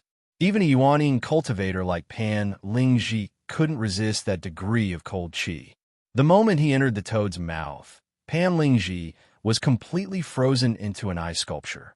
Pan Lingji's Yuanying cultivator didn't even have time to run. He was also frozen and became the toad's meal. A living person was swallowed just like that. Song Lanxin didn't dare to look. When she lowered her head, she saw a few white toads gnawing on the cultivator's corpses not far away. She immediately felt nauseous and vomited out all the spirit food that she had eaten not long ago. At this moment, besides Old Man Xin, Yufeng and two other surviving cultivators also came over to Song Lanxin. Song Lanxin only had 6 bodyguards left. The other 2 cultivators were called Chunjun and Zhupeng. They were Yufeng's comrade-in-arms when he joined the army. Yufeng also risked his life to save the 2 of them. So scary. Song Lanxin looked at the giant frost toad and screamed in her heart. Along the way, she never thought that such a situation would happen. She thought that it was just a hunting game. She didn't think that so many of her bodyguards would die. Song Lanxin suddenly regretted coming to 13 Spectre. A few days ago, she was still excitedly looking forward to hunting the giant frost toad. However, the hunting scene in her mind was completely different from what was happening in front of her. The scene in her mind should be of a group of cultivators chasing after a fat toad, shouting and whipping it with the whips in their hands. They chased the fat toad to a corner and cast a huge net, capturing it in one fell swoop. Song Lanxin's mind went blank. Just as she was at a loss, the giant toad moved. It opened its mouth again and spat out a mist. It was a cold mist. At the same time, the giant toad slapped the ground with its paw. There was a loud thud. The ground shook. Song Lanxin couldn't stand steadily. Old Man Qin's expression turned serious. The fluctuating ground and cold fog made it difficult for the Golden Core cultivators, who were already struggling, to move. There was an ice flame net in the air, the ground was shaking, and the air was filled with cold mist. The giant toad jumped lightly and landed not far away from Song Lanxin's group. It raised its paw and slapped down. Old Man Qin carried Song Lanxin and jumped back. Yufeng and Qinjun also dodged. Zhu Peng's luck wasn't so good. Just as he was about to dodge, the ground shook violently. He lost his balance and missed the best opportunity. The giant paw slapped down. Zhu Peng was smashed into a meat paste. Peng Zi, Yufeng, and Qinjun both shouted at the same time. They watched as their brother, who had gone through fire and water with them, turned into a meat paste. Damn beast! Kill it! Yufeng roared. Song Lanxin saw that Yufeng had lost control of his emotions. She stepped forward and grabbed his arm. Brother, you don't go. Calm down. Yufeng's face was filled with anger. When he turned to look at Song Lanxin, his anger calmed down. He gently pushed away Song Lanxin's hand and smiled gently. Miss, I'm sorry. This time, Yufeng can't listen to you. Don't you want to catch the toad? I'll go now. No. Old Man Qin, stop him! Song Lanqin screamed. Since Song Lanqin was 10 years old, Yufeng had always been by her side. He took her to and from school. When she grew older, Yufeng would teach her some cultivation tricks. Song Lanqin would often tell Yufeng about her unhappiness. To Song Lanqin, Yufeng wasn't her bodyguard, but a big brother who protected her. This was a relationship that other bodyguards didn't have. However, Old Man Qin didn't care about Song Lanqin's screams. He was fully focused on another direction. He didn't care about Yufeng's movements. Song Lanqin wanted to grab Yufeng, but how could she do that with her little strength?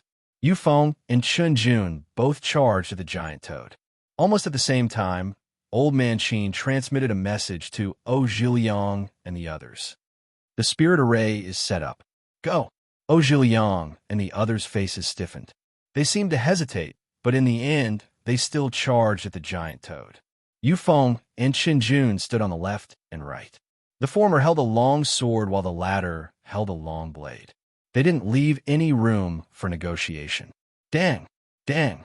Two crisp sounds were heard. The mysterious level weapons slashed at the giant toad's body. It was as if they had slashed at a golden pillar. They didn't even leave a mark. The giant toad waved its paw, and Chunjun was sent flying. Yufeng slashed at him again, but it was still useless. Soon after, the toad's tongue shot out. Yufeng raised his sword to block. He wasn't stuck, but the huge force sent him flying. Bah! After landing, Yufeng spat out a mouthful of saliva and charged at the toad again. Swoosh! A beam of cold light shot out. Yufeng didn't even have time to react. The cold light pierced through his body. He looked down and saw an ice spike as thick as a bucket. It pierced through his chest and came out from his back, piercing into the ground. Cold qi crazily entered Yufeng's body. His body was freezing at a visible speed. In the next moment, Yufeng looked at Song Lanqin and smiled. He said, "Take care." Then, he turned into an ice sculpture. The Jin Dan in his body was frozen and cracked. Genius remembered the address of this website in 1 second. Mobile version website.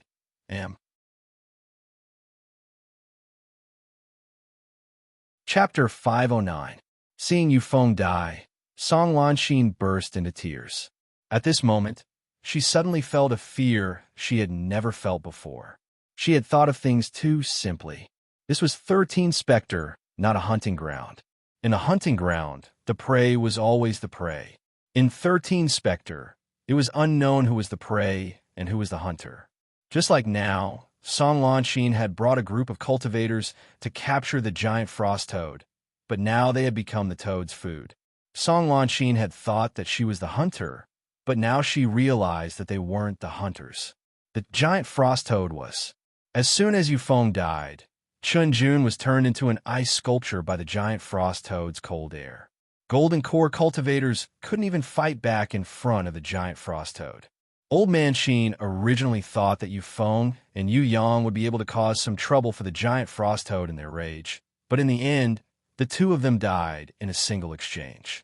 Zhiliang's group of 4 rushed up together.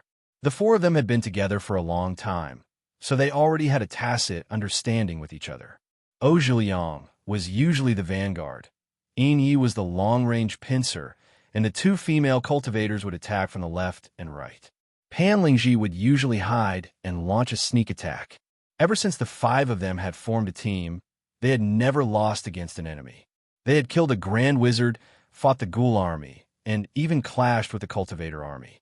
The 5 of them used this method to win battle after battle. This time, without Pan Lingji, they only lacked a sneak attack. It didn't affect their overall combat strength much. Zhiliang's spiritual energy surged like an arrow and shot towards the giant frost toad. All his power was concentrated on his right fist. Almost at the same time, Yinye's oil lamp Dharma treasure shot a pillar of fire towards the giant frost toad. Loningzi pulled out his whip from the left. Lu Jinfeng controlled the black phoenix-like bird to rush towards the giant frost toad from the right. The 4 Yuaning cultivators attacked at the same time. Bang! Crack! Zhiliang's fist landed on the giant frost toad. First, there's a muffled sound, followed by the sound of bones breaking. Ojiliang's eyes were filled with shock. He knew very well how powerful this punch was. It was powerful enough to change the landscape and environment.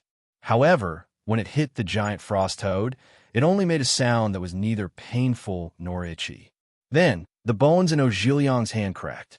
The temperature of a yang fire spewed out by the Inyi oil lamp was astonishing. The frost on the ground was instantly melted. Inyi didn't attack blindly. Instead, he chose to attack the giant frost toad's weakest spot, its white and plump belly. Whoosh! Whoosh! However, after the pillar of fire struck the frost giant toad's abdomen, it only left behind a few gusts of wind. Then, the pillar of fire dissipated, leaving not even a single burn mark on the frost giant toad's white abdomen. Before the black phoenix controlled by Lu Jinfeng could get close, the giant frost toad opened its mouth and flicked its tongue, swallowing the black phoenix into its stomach. Of course, the black bird wasn't a black phoenix. If it was a phoenix, the giant frost toad wouldn't be able to do anything. True dragons and true phoenixes were divine beasts of the spirit realm. They were powerful existences comparable to tribulation, transcending immortals or Mahayana immortals. If it really was a phoenix, how could it have been swallowed by the giant frost toad in one gulp? Lu Jinfeng almost shouted, but it was too late. Her precious pet had already become the giant frost toad's meal. Loningzi's whip seemed fierce, but when it struck the giant frost toad, it felt like it was just playing around. When the giant frost toad breathed out cold air, the metal whip transformed into a silver rod. The four Yuaning cultivators attacked at the same time, using their best techniques, but to no avail. The giant frost toad didn't even need to move to dissolve their attacks. It destroyed the magic treasures of two of the cultivators and injured the strongest, Ojiliang. However, they managed to attract the giant frost toad's attention, giving the cultivator surnamed Chun the opportunity to activate the spirit formation. Old Man Sheen also attacked. Several tins of flying swords flew out from his storage ring and shot toward the giant frost toad like a meteor shower. Fellow Taoist Chun, your 7 stars devil subduing formation should be able to capture this beast. Old Man Sheen said in a deep voice after shooting out the flying swords. I have at least an 80% chance of trapping the giant frost toad. The cultivator surnamed Chun replied with complete confidence. That's good. Old Man Sheen nodded. But just as Old Man Sheen finished speaking, a huge explosion sounded.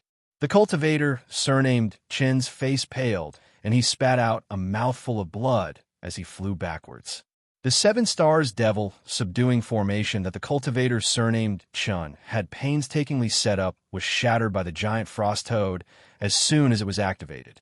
The cultivator surnamed Chun, who had been maintaining a connection with the spirit formation, instantly suffered a backlash and was heavily injured before he could react. The dozens of flying swords that Old Man Sheen released were originally meant to assist the spirit array in suppressing the giant frost toad. However, without the support of the spirit array, these flying swords were frozen by the terrifying frost energy before they could even get close to the giant frost toad. Old Man Sheen wanted to control the flying sword again, but there was no response. The extremely cold chi had completely severed his connection with the flying swords. Old Man Sheen's expression was extremely ugly. He wanted to retreat. From the beginning to the end, he only had one mission, which was to protect Song Lanxin's safety. Everything else was trivial. Whether or not they could catch the giant frost toad was not important at all. With that thought, Old Man Sheen picked up Song Lanxin and flew backwards. He didn't care about the others. Ojiliang and the other 3 also felt the danger. The giant frost toad was too strong and wasn't something they could deal with. The divine transformation realm was indeed the divine transformation realm. It wasn't something that the Yuanying realm could contend against. Ojiliang and the other 3 didn't communicate and flew backwards at the same time. However, the giant frost toad let go of these insects that killed its offsprings. It lightly jumped and extended its tongue towards Ojiliang. This cruel Yuanying realm cultivator was so scared that he peed his pants. He didn't dare to be careless and immediately took out his natal magic treasure. It was a staff refined from a star soul crystal core. He struck the staff towards the giant frost toad's tongue. Gwa!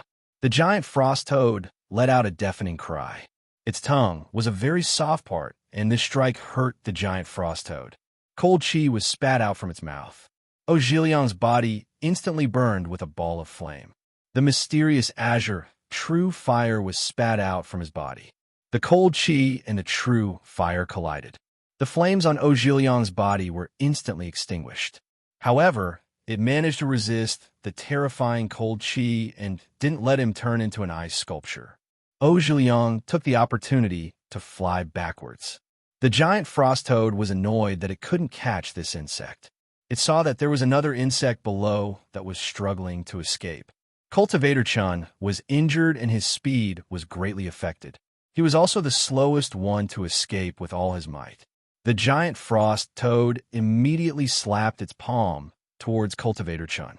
The latter roared and took out several banners to form a protective barrier. The giant palm slapped on the barrier. Cultivator Chun spat out another mouthful of blood. His face was completely pale as he painfully supported the barrier that was on the verge of collapse. Cracks appeared on the flagpole. The flagpole, made from spirit-channeling magic gold, couldn't withstand the giant frost toad's attack. On the other side, Song Lan Xin, who was taken away by Old Man Xin, landed in a safe area. She pulled Old Man Xin's sleeve and said, "Grandpa Xin, wait a moment. Take Brother Yu's body away. I want to bring him home." Old Man Xin sighed. "Miss, that beast is too strong. I can't get close to it. We can only find Yu Feng's body in the future. There's no chance to take it away now." Song Lanxin looked at Yu Feng's chest that was pierced by a huge ice spike. Tears flowed down from her eyes uncontrollably. "Miss, let's go. If we don't go now, I'm afraid we won't be able to leave. That beast is angry. If it releases more cold energy, even I won't be able to resist it," Old Man Qin said, and pulled Song Lanxin towards the valley. Song Lanxin looked at Yu Feng reluctantly. She couldn't do anything. Suddenly, Song Lanxin mustered up courage. She shook off Old Man Qin's hand and prepared to recklessly charge towards Yu Feng. She wanted to put his body into her storage ring. Old Man Qin didn't expect Song Lanxin to break free from his grasp. He was careless and allowed Song Lanxin to break free. Song Lanxin struggled free and was about to run towards Yu Feng's corpse when a frozen arm fell from the sky and landed in front of Song Lanxin. Then a leg, a torso, and a head all fell from the sky in front of Song Lanxin. They were all parts of that cultivator, surnamed Chen's body. Now, they had all been dismembered into frozen pieces. Song Lanxin, who had just mustered up her courage, was dumbfounded when she saw the frozen corpses. Her mind went blank. The ferocious and terrifying scene instantly extinguished the flame of courage that had ignited in her heart. Old Man Qin took this opportunity to grab Song Lanxin once more and pulled her back. Song Lanxin was pulled around in a daze. Her mind was in a mess. However, when she turned around, a cyan figure walked out of the valley filled with cold fog. Weren't they all dead? Why was there still someone here? Song Lanxin instinctively thought. She couldn't help but look over. Soon, the green figure became clear. Li Daochong placed his hands behind his back and strode forward. He was neither in a hurry nor in a hurry, as if he was taking a stroll in the evening. His pair of clear black eyes calmly looked at the insufferably arrogant giant frost toad in the distance. When she saw who it was, Song Lanxin's heart was filled with mixed feelings. She bit her lower lip and said to Li Daochong, "Are you here to laugh at me?" There was no response. Li Daochong's attention was all on the giant ice toad. He didn't care about Song Lanxin at all. When Old Man Qin saw Li Daochong walking towards the giant ice toad, he kindly reminded, "Young man, you're going the wrong way. Don't try to show off. Run while you still have time. You won't be able to escape in a bit." Li Daochong still didn't hear anything. He walked past Old Man Qin and Song Lanxin as if he hadn't seen them from the start. "Grandpa Qin, if he wants to die, just let him be. A mangy dog like him won't shed tears until he sees the coffin. Just let him die." Song Lanxin, who was ignored, became angry again and sneered coldly. Old Man Qin turned his head and looked at Li Daochong's back. He couldn't help but shake his head in pity. After Li Daochong brushed past Song Lanxin, his speed suddenly increased. With a swoosh, he shot towards a giant ice toad like an arrow. The furious giant ice toad had just killed a worm and was about to chase after the other worms. However, it didn't expect that there would be another worm that didn't run away and even took the initiative to chase after it. Guan! The giant ice toad let out a roar and opened its mouth. Its tongue shot out like a cannonball towards Li Daochong, who was flying towards it. Whoosh! An inky radiance flashed past. A huge tongue that was 10 meters long and 1 meter in diameter fell to the ground. Bang! Li Daochong swung his saber and chopped off the tongue. Without slowing down, he pulled back his saber and threw a punch at the giant ice toad's abdomen, letting out a muffled sound. The giant ice toad's huge body flew backwards, leaving behind a deep trench that was tens of meters long. All the ice sculptures and trees in this line were crushed. Old Man Xin and Song Lanxin looked at this scene with their mouths wide open. Their brain circuits immediately short-circuited. Song Lanxin's mocking words turned into a big slap on her face. Old Man Xin was petrified on the spot. His heart trembled. This young man clearly didn't have a strong aura, but he actually sent a king-level ghost beast flying with a punch? What kind of monstrous strength was this? Oh Zhiliang and the other three naturally felt something as they ran. They all turned around and saw the giant ice toad being sent flying by Li Daochong. The four felons were dumbfounded. Just a few hours ago, they were planning to rob this young man and his companions and use them as cannon fodder to capture the giant ice toad. At this moment, they suddenly realized how lucky they were. Baidu Search 81 Chinese Websidio. No advertising message. Chapter 510. Li Daochong heavily injured the giant frost toad with a simple slash and punch. A king-level ghost beast's consciousness was almost the same as a human's. The giant frost toad looked at Li Daochong in horror. Li Daochong's footsteps were neither fast nor slow. With each step, his figure flashed and appeared dozens of meters away. In the blink of an eye, he appeared in front of the giant frost toad. Li Daochong raised his fist and punched out without any fancy moves. The giant frost toad was terrified. Its eyes shot out a ray of light, and its mouth spat out a highly concentrated cold liquid. Li Daochong's eyes were alert. Lightning flashed in his eyes, and 2 bolts of lightning shot out. They collided with the cold liquid spat out by the giant frost toad. The cold liquid was instantly evaporated by the lightning power. The lightning power did not diminish and blasted onto the giant frost toad. The giant monster screamed in pain. Li Daochong punched out. Bang! There was a muffled sound similar to the previous one. The giant frost toad's abdomen caved in deeply. Once again, it was sent flying dozens of meters away. By the time its giant body stopped, Li Daochong had already landed on the giant frost toad's abdomen. Li Daochong placed one hand on the giant frost toad's abdomen. An electric current streaked across his hand and entered the giant frost toad. The giant frost toad's huge body was constantly emitting electric sparks. Its eyes were filled with horror. It wanted to break free, but it had no strength.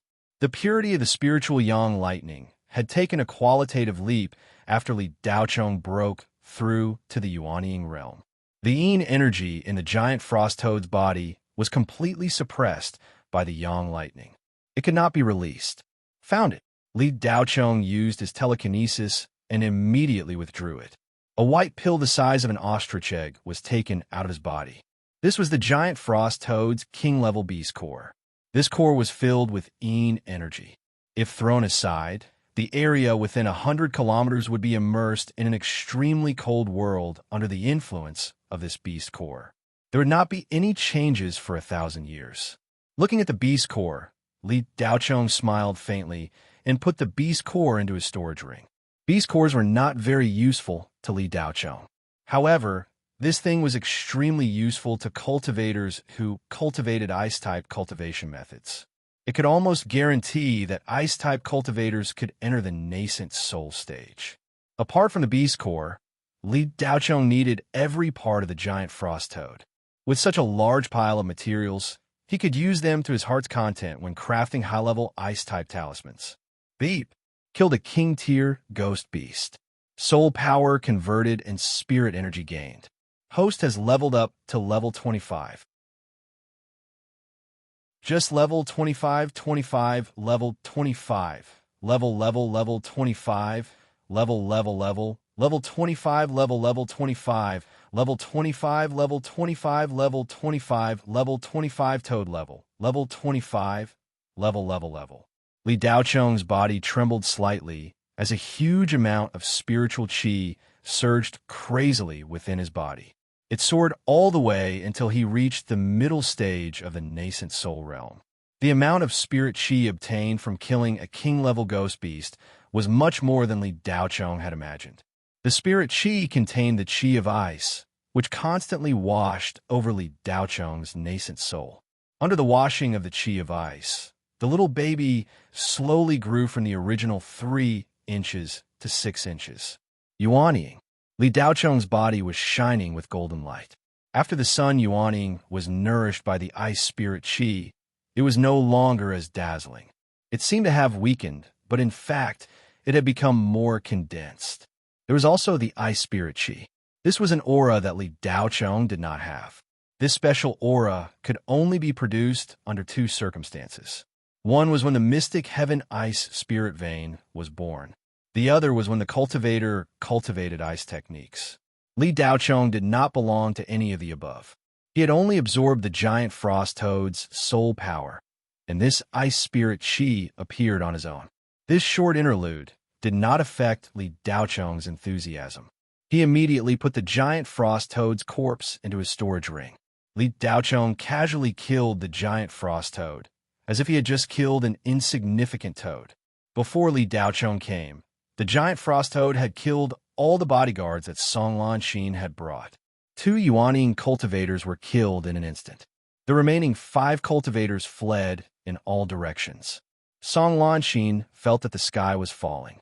But the moment Li Daocheng appeared, that frost giant toad immediately became unable to withstand a single blow and was easily killed. The ice flame net above the valley gradually dissipated. The cold fog also dissipated little by little in the valley wind. Song Lanxin bit her lower lip and looked at Li Daocheng with mixed feelings. She didn't expect that this kid, whom she hated and looked down upon, was so powerful. She could not accept it for a while. Old Man Xin, as a peak cultivator of the Yuanying, looked at Li Daocheng with surprise. He constantly searched for information about this young man in front of him. But no matter how he searched, Old Man Xin could not remember seeing this person. But this kind of strength was definitely among the top in the Federation. How could he not have any impression of him? Oh Zhiliang and the other 3 were floating in the air. Their eyes were also complicated. There was surprise, relief, and hidden greed. They were surprised because they did not expect Li Daocheng to be so strong. Fortunately, they did not make a move right from the start. Otherwise, the 5 of them would not be left with just 4 people, but all of them would have been killed. The hidden greed was mainly from the 2 female cultivators. Lan Yingzi and Lu Jinfeng had never seen such a powerful cultivator. The most important thing was that he was so young. If she could become his dual-day partner, she would be able to do whatever she wanted in the Shenghua Federation. She would also be able to write off all her previous crimes. She would not have to risk her life for freedom like she was doing now. The 2 female cultivators who were felons only thought about it. They also knew that it was almost impossible to seduce a cultivator of this level with beauty. Under the shocked gazes of the few people, Li Daocheng slowly walked into the frozen valley forest. Not long after, he arrived outside a cave covered in ice and snow. A graceful ice sculpture stood outside the cave. It was Goddess Hong Yang, who was called along by Song Lanxin. After getting off the flying shuttle, Goddess Hong Yang received Elder Qin's telepathic message. Elder Qin arranged for her to hide first, and then find a chance to sneak into the giant frost toad's nest to steal the giant toad egg. From the beginning, Elder Qin felt that the probability of killing the giant frost toad was very low. He made 2 preparations. One was to hunt the giant frost toad according to the plan. The other was to let Goddess Hong Yang steal the giant toad egg. With Fairy Hong Yang's strength, Old Man Sheen believed that stealing the toad egg was a cinch. At the very least, she would be able to obtain the giant frost toad egg. At that time, even if she couldn't kill the giant frost toad, she would at least be able to return with the egg. However, Elder Sheen did not expect the giant frost toad to be so sensitive and aggressive during its spawning period. Goddess Hong Yang was already very careful. However, when she approached the nest, the giant frost toad spat out a breath of cold air and froze her. Li Daochong looked at Goddess Hong Yang, who was frozen into an ice sculpture. He slowly reached out his hand and placed it on the ice sculpture. A gentle spirit energy slowly flowed out. The crystal-like ice that covered Goddess Hong Yang's body melted. The Goddess Hong Yang's frozen body gradually revealed itself. Actually, Goddess Hong Yang's eyes did not lose their luster. She was just frozen. The cold air even sealed her yuanying. Goddess Hong Yang used all her energy to resist the cold air and tried her best to maintain her consciousness. Goddess Hong Yang's frozen body was quickly drenched by the melted ice water. Then, her entire body began to emit mist. At this time, Ojil Yang and the other three, as well as Elder Qin and Songlan Xin, followed Li Daochong's footsteps out of curiosity. When they arrived, Goddess Hong Yang's entire body was surrounded by the evaporated mist. The mist dissipated. Goddess Hong Yang's face was rosy, and her clothes were clean and fresh. She looked at Li Daochong with gratitude. "Thank you, Li Daochong, for saving me." Li Daochong withdrew his hand and nodded slightly. "You're welcome. Since we're traveling together, we're companions. When a companion is in trouble, it's only right to help." After he finished speaking, Li Daochong released a green light into the sky. It seemed to be some kind of signal. Not long after, Tang Guangbei, Yu Yin, and Cherry Blossom Gauze walked out of the dense forest. "Elder Tang, is the detection result out?" Li Daochong asked. "It's out. The amount of extreme Yin crystals in this valley is very large. It's far beyond my expectations.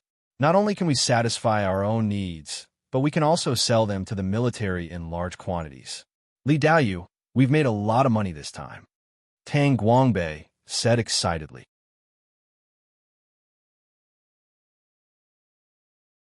Chapter 511. Li Daochong glanced at Ojiliang's group and Old Man Qin, who had followed them out of curiosity, and nodded. Then let's start mining." Li Daochong's eyes were calm, but when he glanced at them, the Yuanying cultivators felt their hair stand on end. Tang Guangbei was originally quite afraid of Ojiliang's group, but after seeing Li Daochong easily kill the giant frost toad, he was full of confidence. Even if these vicious fellows knew the purpose of their trip, there was nothing to be afraid of. Tang Guangbei immediately informed Goddess Hong Yang, Yu Yin, and Cherry Blossom Gauze of the area he had scouted. Then, he and Li Daochong began to excavate the largest extreme Yin crystal mine near the nest. Ojiliang's group, as well as Old Man Qin and Songlan Xin, began to mine as if there was no one else present. Under Li Daochong's instructions, Cherry Blossom Gauze placed the giant frost toad's corpse into his storage bag. Although the extreme Yin crystal mine was buried deep underground, it wasn't difficult to dig it out. However, after digging it out, it needed to be refined. This process was originally quite complicated, but Tang Guangbei had the Tang family's newly developed magic gold separator. He only needed to put the ore in and wait for a period of time. Then the pure extreme Yin crystal would automatically be separated. About half a day later, the entire extreme Yin crystal mine in the valley had been mined out.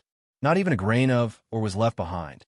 Tang Guangbei looked at the extreme Yin crystal being separated, and his old eyes bloomed with joy. There were more than 300 kilograms of extreme Yin crystal. It was 7 to 8 times more than the 40 kilograms he had estimated. Extreme Yin crystal may not be considered a precious magic gold, but due to the harsh conditions for its formation, there was a relatively small amount of it. Therefore, its value is 2 to 3 times higher than it should be. The market price of 1 kilogram of extreme crystal was around 300 high-grade spirit stones, and it was usually sold by the gram. Only a small amount of extreme crystal was needed to change the properties of magic treasures and magic robes, obtaining attribute bonuses. This time, Li Daochong was naturally the biggest winner. He already had a priceless magic pill. Now he had a king-grade ghost beast core, a complete king-grade ghost beast corpse, and several extreme crystals. Even though Tang Guangbei had the Tang family backing him, he didn't dare to compete with Li Daochong, whose strength was unfathomable. In the end, Tang Guangbei and Goddess Hongyang split the remaining 50 kilograms of extreme crystal between Li Daochong and Li Daochong. Everyone was very satisfied with this result. Li Daochong wanted to give some to Yu Yin, but the latter refused to accept it. In the end, Li Daochong gave Yu Yin another big gift. He refined the beast core into 10 ice spirit pills and gave Yu Yin 3 of them. Then, he personally channeled the power of the pills to Yu Yin, raising Yu Yan's cultivation from Jindan early stage to Jindan late stage. During this process, Li Daochong helped Yu Yin block all the lightning tribulations. Due to the chaotic aura of 13 Spectre, the lightning tribulations weren't strong. In fact, even without Li Daochong's help, Yu Yin could handle it herself. However, with Li Daochong's help, the lightning tribulations were only a little stronger than a mosquito bite. Moreover, this was only the beginning. Li Daochong also connected Yu Yan's spirit meridians and nurtured the Jindan. It was only a matter of time before Yu Yin broke through to the Yuanying stage. Because of this, Yu Yin gained another divine ability, the Frost Thorn. Li Daochong only took a day to complete all of this. During this time, Tang Guangbei didn't stay idle either. Li Daochong asked Tang Guangbei to make a black robe in the shape of a martial artist's robe, which required 15 kilograms of extreme crystals. Tang Guangbei found it strange, but he didn't ask anything. This young man's importance in Tang Guangbei's heart was comparable to the soul formation grand cultivators of the Federation.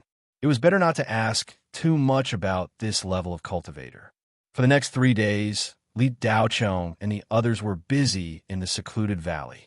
For some reason, Zhiliang, Elder Qin, and Songlan Qin didn't leave.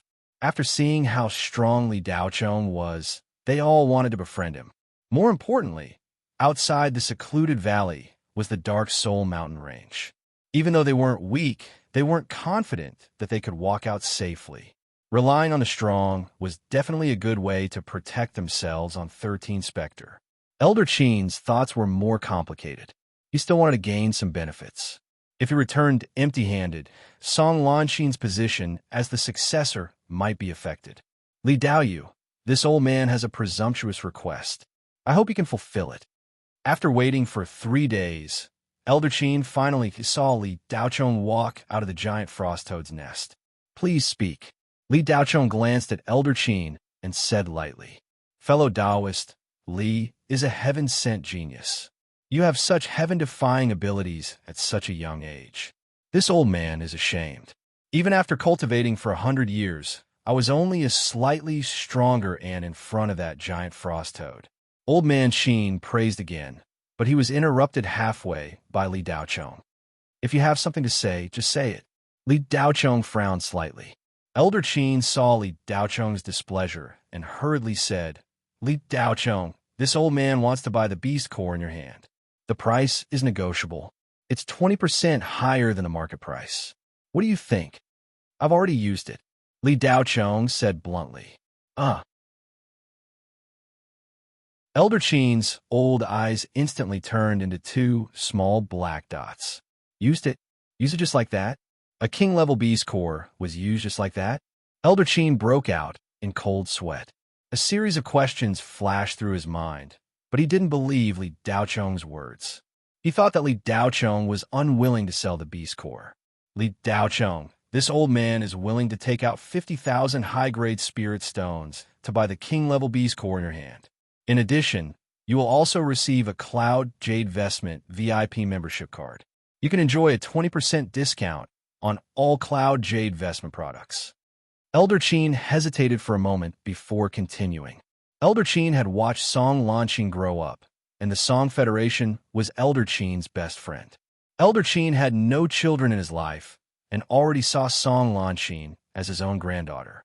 Elder Qin didn't want Song Lanqin to ruin her bright future because of her personality. If the mission to hunt the giant frost toad failed, Song Lanqin's position as the first successor of the Cloud Jade Vestment would be seriously shaken. Cloud Jade Vestment was a super large cultivation company. It wasn't a family that had the final say, even if Cloud Jade Vestment was founded by the Song Federation 300 years ago. However, after 300 years, Cloud Jade Vestment was no longer under the control of the Song Federation alone. There were many interest groups involved, and even the government of the Federation had shares in the company. However, the Song Federation still had the final say, but it had to be reasonable. Currently, other than Song Lanqin's talent in telekinesis, it was difficult for her to convince the public in other aspects. If it weren't for the Song Federation protecting Song Lanqin, the board of directors would have stripped her of her position as the first successor. The reason why the Song Federation took the risk to send Song Lanqin to 13 Spectre to hunt the giant frost toad was because the pressure from the board of directors was increasing. Even the old man couldn't take it anymore. If Song Lanqin didn't show some ability, the old man wouldn't be able to hold on any longer. Old man Qin knew very well that if she didn't return the Beast Dawn, it would be extremely difficult for Song Lanqin to achieve anything in the future. At most, she would be a young lady in the Song family and be married off to someone of equal social status. Elder Qin didn't want to see Song Lanqin end up like this. As long as it was within his power, he would help her no matter what. I said it's been used, so it's been used. Even if you give me 500 million high-grade spirit stones, I'll sell it to you, Li Daochong replied coldly. This? Elder Qin was speechless.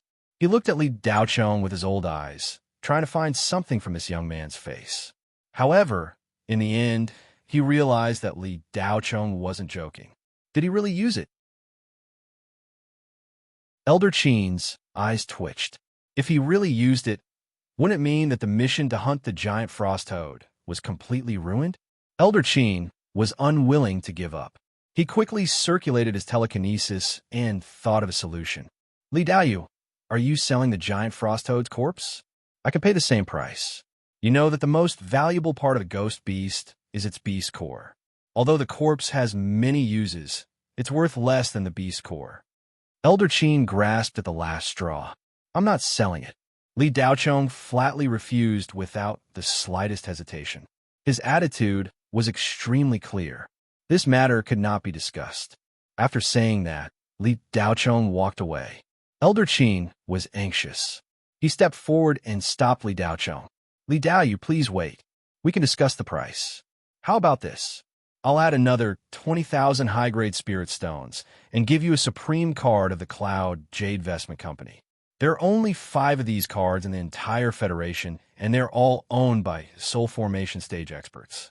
With this card, you can ask the chairman of the Cloud Jade Vestment Company, Mr. Song, to make a heavenly Xin vestment for you.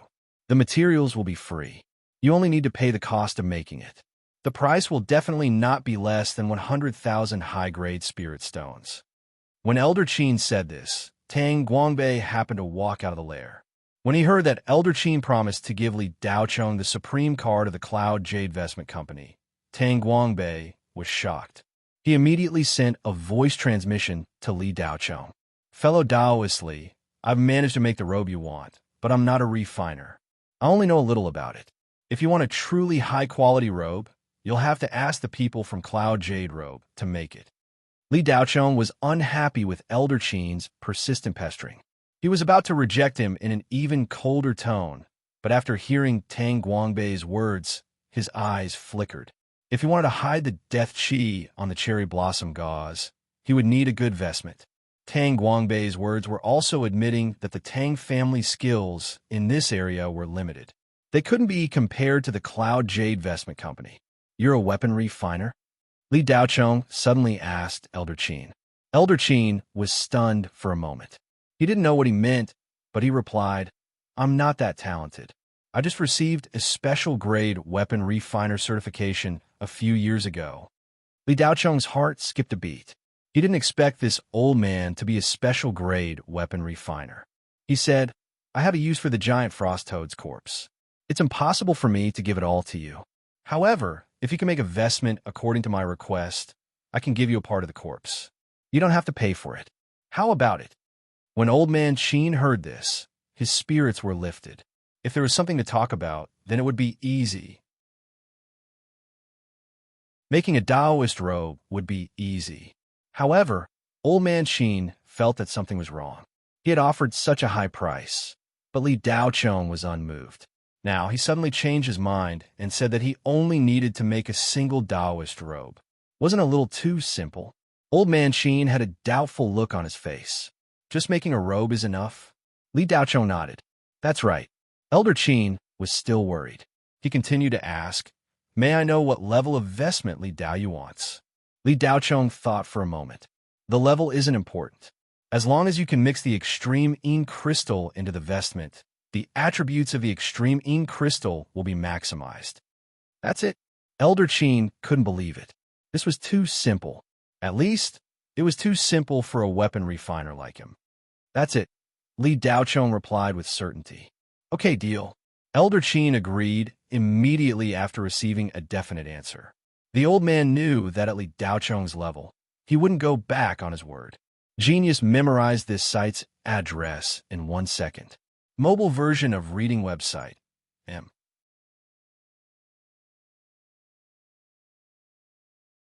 Chapter 512. In Old Man Qin's eyes, Tang Guangbei's robe was worse than a rag. It was a waste of good materials. In order to curry favor with Li Daocheng, Tang Guangbei took all the materials except for the extreme Yin crystal from his own pocket.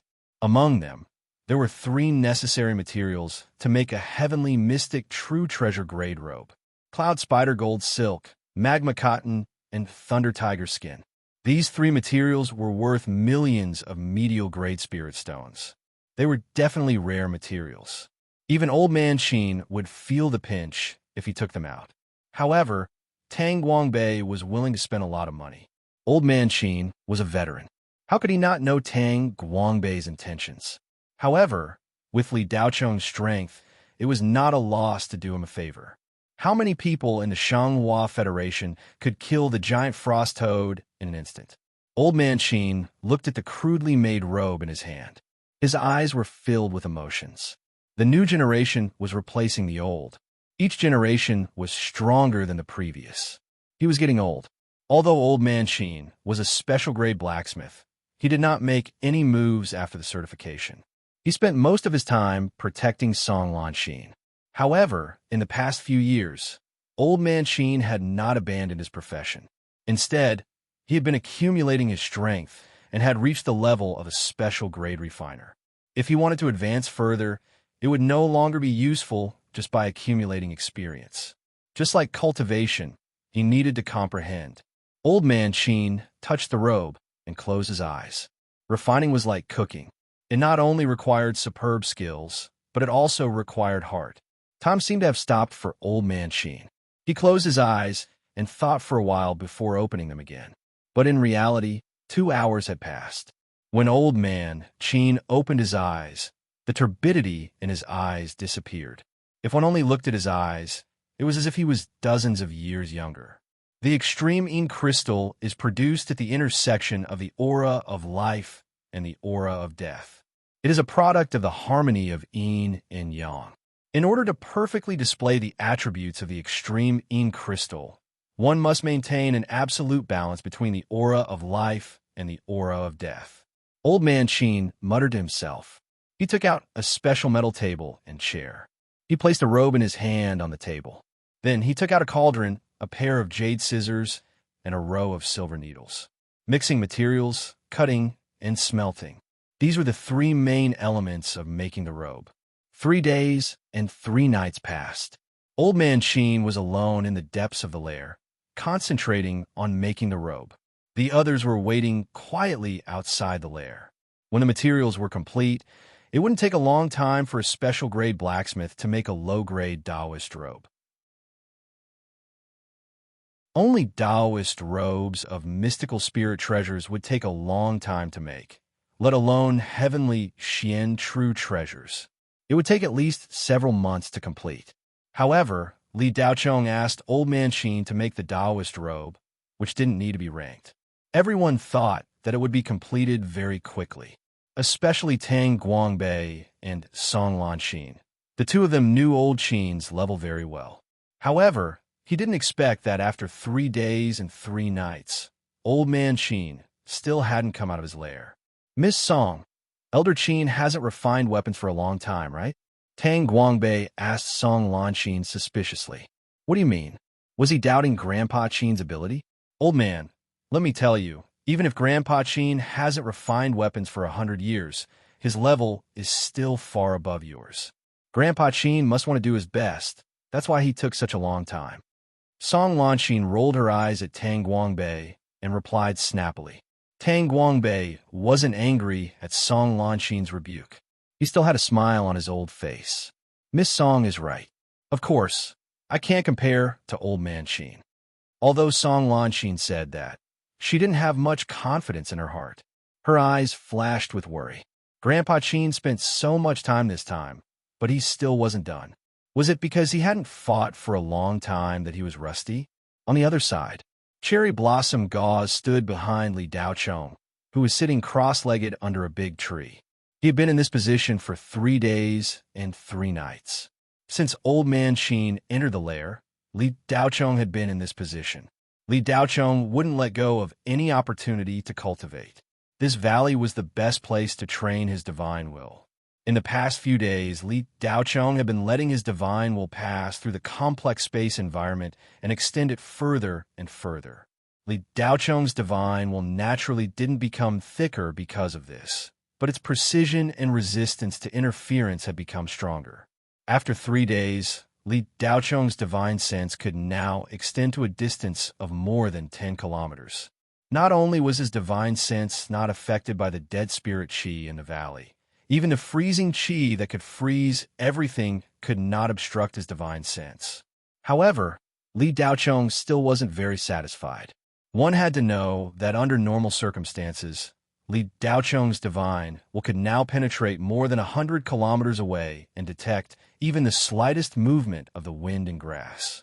Just as Li Daocheng was about to take a step further, the layers suddenly flashed and a strong aura surged out. Li Daocheng's eyes, which hadn't opened for 3 days, suddenly opened and stared at the direction of the lair. His expression, which had been calm all this time, changed slightly. Then, the corner of his mouth slightly raised, revealing a satisfied expression. Then, the cold qi in the valley seemed to be summoned and condensed towards the lair. After a while, the temperature in the valley rose significantly. The cold qi was sucked into the lair and disappeared in the blink of an eye. The cold qi condensed into an ice crystal and shot into the deepest part of the lair. Tang Guangbei's face was strange, but soon he seemed to have thought of something. His expression was shocked as he cried out, "Mysterious sky anomaly!" After a magic weapon was refined, if it reached the mysterious sky level, it would trigger a mysterious sky anomaly according to the magic weapon's attribute. This anomaly wasn't just a symbol of the magic weapon's creation. At the same time, it would also increase the magic weapon's attribute, allowing it to reach a higher level or even a higher grade. Song Lanqin was worried. She didn't know what was going on. Why did the cold qi rush into the lair? Would Grandpa Qin be frozen into an ice sculpture? Oh Zhiliang and the other 3 looked at each other. They seemed to have understood something, but they weren't sure. After a short silence, a burst of laughter suddenly broke out in the lair. Ha ha! Accompanied by the laughter, a messy old man with a dirty face and hair with frost on his eyebrows walked out with a black martial attire in his hand. If everyone didn't know that Old Man Qin was the only one in the lair, they would never associate this messy old man with the white-haired, bearded, and sage-like Old Man Qin. The old man looked like a homeless old man who had been hiding under a bridge during the cold season. The black martial attire in Old Man Qin's hand seemed ordinary, but it faintly exuded some kind of hidden power. If it wasn't visible to the naked eye, it would be impossible to sense its existence with spiritual sense. If you look closely, you would find that it was just a piece of clothing worn by ordinary people on the streets of any cultivation planet. In short, there was nothing strange about it. Zhiliang and the other nascent soul cultivators looked suspiciously at Old Man Qin, who was walking out like a madman. Song Lanqin subconsciously took a step back. Was this still the Grandpa Qin she knew? Yuyan looked at Old Man Qin strangely, with a puzzled expression. Only Cherry Blossom Gauze stared at the black martial attire in Old Man Qin's hand with interest. She transmitted her voice to Li Daochong. "Mr. Li, thank you. I'm very satisfied with this attire." Li Daochong's expression was normal as he replied coldly, "That's my attire. I'll lend it to you for the time being." "Oh." Cherry Blossom Gauze responded like a little maid who was used to being submissive. Old Man Qin excitedly walked in front of Li Daochong and said, "Li Daoyu, this old man has completed the robe you wanted. The concealment properties of the extreme Yin crystal have been maximized. This old man isn't bragging, but even the star-level craftsmen of the three great cultivation empires might not be able to refine it." Li Daochong took the black martial attire and casually handed it to Cherry Blossom Gauze. Old Man Qin impatiently said, "Li Daoyu, can you give this old man some more of the giant frost toad's corpse?" Li Daochong indifferently said, "Fellow Taoist Qin, Mr. Li hates raising prices. If I say I'll give it to you, then I'll give it to you. As for how much I'll give you, you don't have any room to bargain. The items are already there 50 meters behind you. Go ahead and take them." Old Man Qin's expression was one of disdain, but he didn't dare to refute. He secretly blamed himself for getting carried away. If he really angered this Li Daoyu, he wouldn't be able to do anything about it. Old Man Qin anxiously arrived at the empty space that Li Daochong had mentioned. He saw an entire giant frost toad's head that had been frozen into a block of ice on the ground. There was also a complete forelimb. With a martial attire in hand, this trip was officially over. Under the earnest pleas of Tang Guangbei and Goddess Hongyang, Li Daochong acquiesced to Old Man Qin and Song Lanqin's journey. Zhiliang and the other three were also brought along by Old Man Qin. This time, the Song family had suffered great loss. Many of their young bodyguards had died. These were all cultivators trained by the Cloud Jade Robe. Now, not a single one was left. Even a spirit formation expert like Cultivator Chun had fallen in the valley.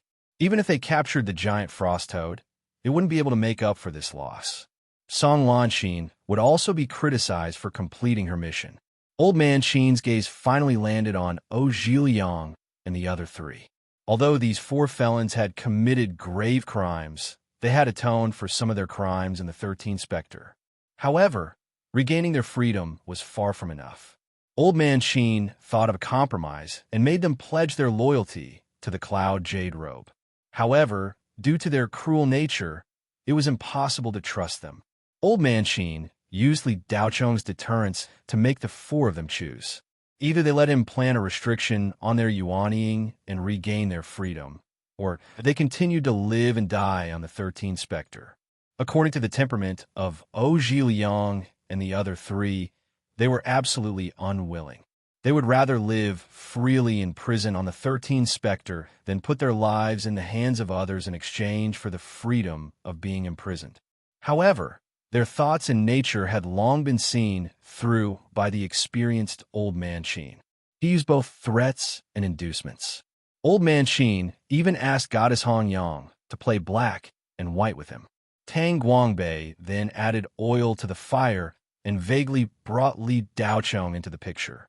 What he meant was that if they didn't agree, he would let Li Daochong cripple them and throw them into the Dark Soul Mountain range to see how long they could live.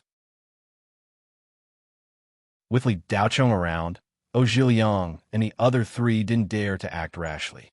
Even if they wanted to, they didn't have the guts. A self-cultivator who could kill the giant frost toad in seconds could easily kill the four of them. Other than life and death, everything else was trivial.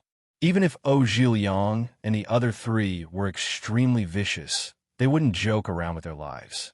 The higher a self-cultivator's cultivation, the more afraid they were of death. Therefore, without much struggle, Zhiliang and the other three felons surrendered and let Old Man Qin plan a restriction on their yuanying. Old Man Qin didn't expect Zhiliang and the other three to be so easy to talk to. It could only mean that the deterrence of Li Daochong killing the giant frost toad was so great that it scared the four felons. They lost more than 10 Jindan cultivators and 1 Yuanying cultivator, but they brought back 2 peak-stage Yuanying and 2 late-stage Yuanying. Not only did they make up for their losses, they also made a profit. During the whole journey back, Old Man Qin's old face, which had melted the frost and was wet, couldn't help but smile. His heart was blooming with joy. Towards Li Daochong, he became more and more respectful. A few hours later, Tang Guangbei's Aurora flying shuttle landed in Demon Subduing City. The reinforcements of the 3 great self-cultivator empires had already arrived here a few days ago. The Demon Subduing City, which was originally in ruins, had already recovered some of its embryonic form with the support of superb self-cultivator technology. In less than a month, Demon Subduing City would be restored to its former glory. Geniuses remember this site's address in 1 second. Mobile version of reading website.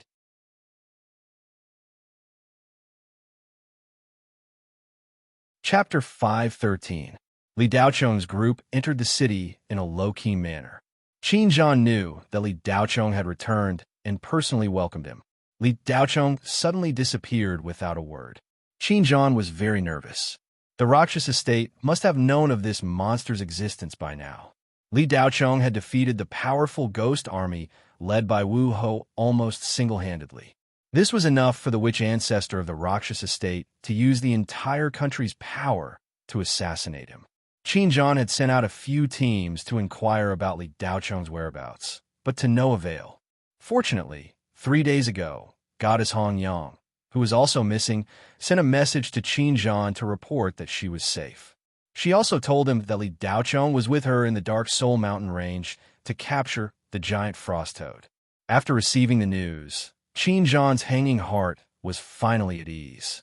Seeing that Li Daochong had returned, Qin Zhan was completely relieved. However, after the reinforcements of the 3 great cultivation empires arrived at the Demon Subduing City, they rested for a day before launching a counterattack on the Rakshasa state the next day. The results of the past few days were great. They had already turned the tables on the human cultivators. For some unknown reason, the Rakshasa state did not increase their military strength. Wu Ho's cherry blossom gauze seemed to have disappeared from the face of the earth. The reinforcements of the 3 great cultivation empires were also investigating the whereabouts of the cherry blossom gauze. If this Wu Ho was still on the 13th Spectre, this would be the best time to kill her. This time, the 3 great cultivation empires sent a total of 200,000 cultivators. The number was not great, but the quality was top-notch. There were a total of 3 soul formation cultivators, one of whom was a mid-soul formation true monarch. The reinforcements this time were led by the Onquin Empire, with the other 2 great cultivation empires as support. Gun shared a border with the Shenghua Federation. If he did not support the Shenghua Federation, once the Shenghua Federation was breached, Gun would have to face the Rakshasa state. By then, he would be attacked from both sides. Therefore, when the Federation was in trouble, Gun had no choice but to help as it involved the Empire's own interests. However, the 3 soul formation grand cultivators wouldn't stay for long. They only stayed for 5 days and killed more than 10 Grand Wizard twice. Then, they left 13 Spectre. All soul formation grand cultivators were focused on cultivation. They wouldn't waste their time fighting unless they had no other choice. 4 soul formation cultivators, aside from cultivation, everything else was trivial. Of course, other than cultivation, soul formation cultivators had many other things to do. It was already a great honor for them to come to 13 Spectre to help the Shenghua Federation. They were originally here to kill Wu Ho's cherry blossom gauze, but Wu Ho disappeared without a trace. They couldn't find her no matter how hard they tried. If even soul formation cultivators couldn't find her, then there were only 2 possibilities. Wu Ho was dead, or she was no longer on 13 Spectre. Obviously, The latter was more likely, while the former was very unlikely. Wu Ho survived the siege of so many soul formation grand cultivators back then, let alone now. However, the three soul formation grand cultivators were very interested in the cultivator who lured Wu Ho away, so they kept asking Qin Zhan about it. Out of protection for Li Daochong and his understanding of Li Daochong's personality, Qin Zhan didn't reveal any information about Li Daochong. He only said that he was a member of the Federation's Divine Generals and had been summoned back to the Federation's headquarters after the battle. Although this explanation was very official, it was a matter of another country after all. The three soul formation grand cultivators didn't ask too much. After sweeping through thousands of kilometers around demon-subduing city, the three soul formation grand cultivators left in a hurry. The Kuan Empire wasn't idle either. They were going to fight against the Ahu Demon Kingdom, one of the four great netherworld kingdoms in the Hades. The battle wasn't easy either. Kuan had also made a lot of sacrifices in mobilizing troops to support the Shenghua Federation. This battle to defend demon-subduing city made Rado Shinji's name famous not only in the Shenghua Federation, but also in the Shenghua Federation. Many cultivators in the Kuan Empire also knew about it. However, not many people had seen Rado Shinji's face before. Firstly, when Rado Shinji appeared, 13 Spectre was in a mess. Demon-subduing city had fallen, and the various facilities built by human cultivators over the years had been destroyed. There were no surveillance cameras at all. The cultivators themselves were in a state of panic, so no one had the heart to record anything under such circumstances. Secondly, the few videos were very blurry. Other than the silhouette of the person from afar, they couldn't see his face at all. There were also 2 close-range videos that should have allowed them to see Rado Shinji's face clearly. However, when they came to the front, the images would immediately become blurry and couldn't be restored no matter how hard they tried. Therefore, all the stories about Rado Shinji came from the cultivators who had participated in the battle in the Northwest Stronghold and survived. The strange thing was, some of these cultivators tried to draw Rado Shinji's appearance. The strange thing was, no matter how they drew, it didn't look like him. These cultivators suddenly realized that they couldn't remember the appearance of a young man who was like a divine soldier that fell from the sky. Little did they know that Li Daochong's divine sense had already enveloped the surroundings before the battle between Cherry Blossom Gauze and Li Daochong. The powerful divine sense caused serious interference to these cultivators, but they didn't know it. Daochong, are you really not going to join the cultivation army? Qin Zhan was anxious, but there was nothing he could do. Li Daochong had no interest in joining the army at all. Not for the time being. I haven't even finished my studies. It's too early for me to join the army.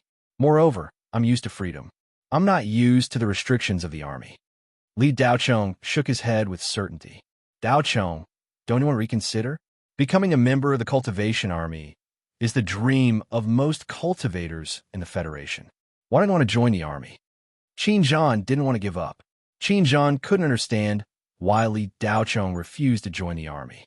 It was fine in the past, but now that Li Daochong had made outstanding military achievements, as long as he agreed to join the army, he would immediately become an important figure in the Federation's cultivation army. It wouldn't be a problem for him to directly command an army. The lowest military rank he could achieve was Major General.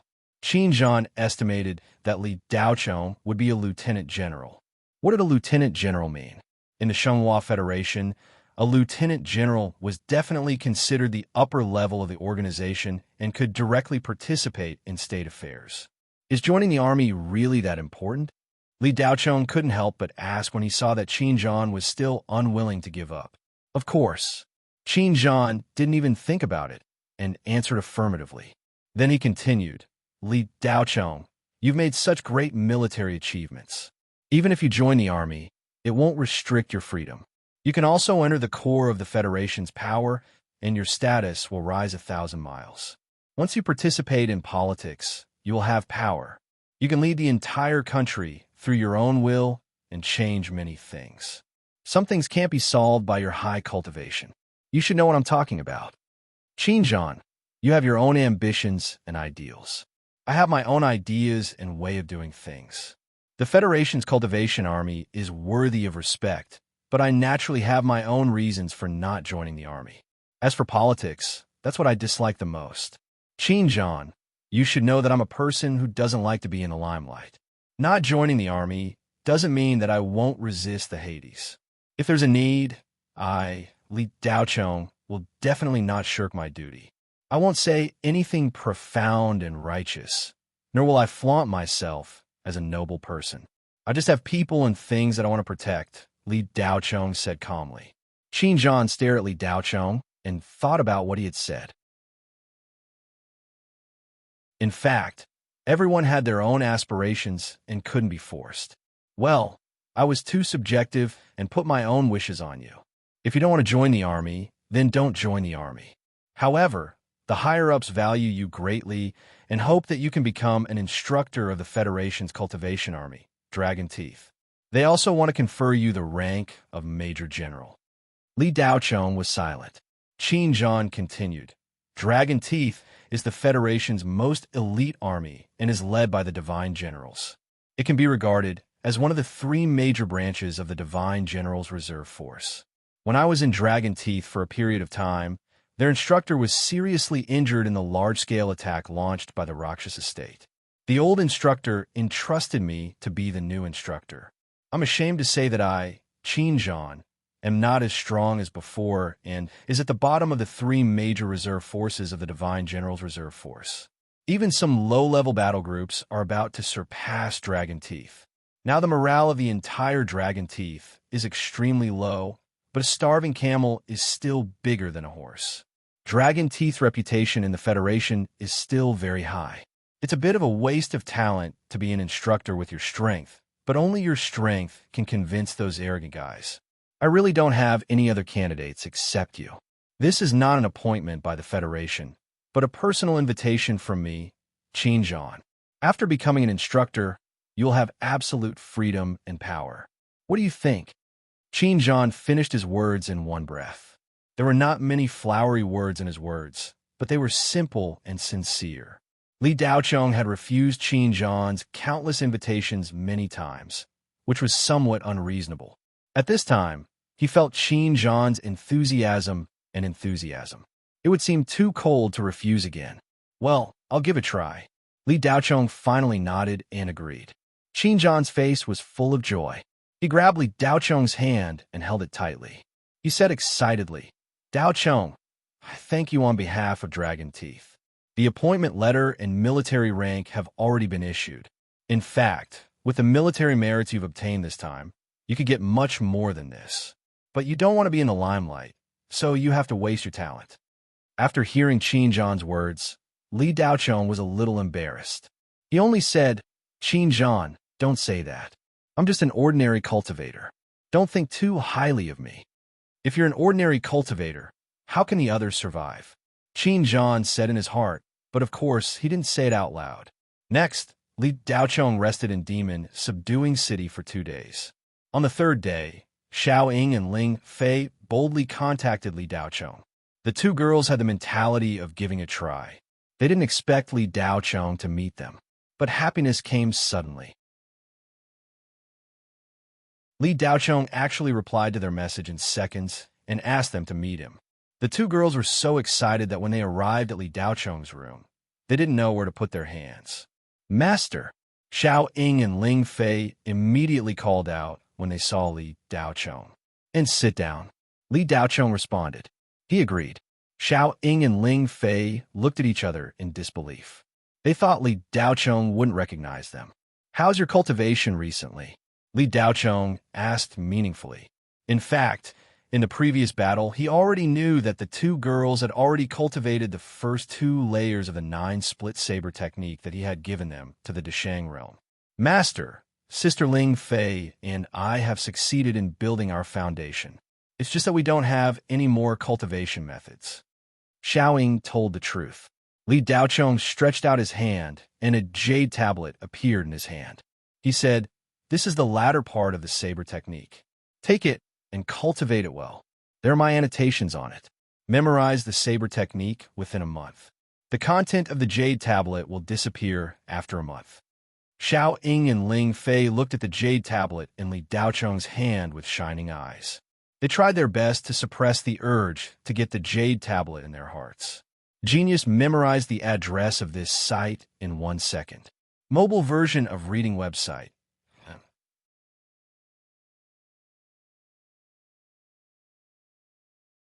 Chapter 514. Xiao Ying and Ling Fei were overjoyed when they received the rest of the sword technique.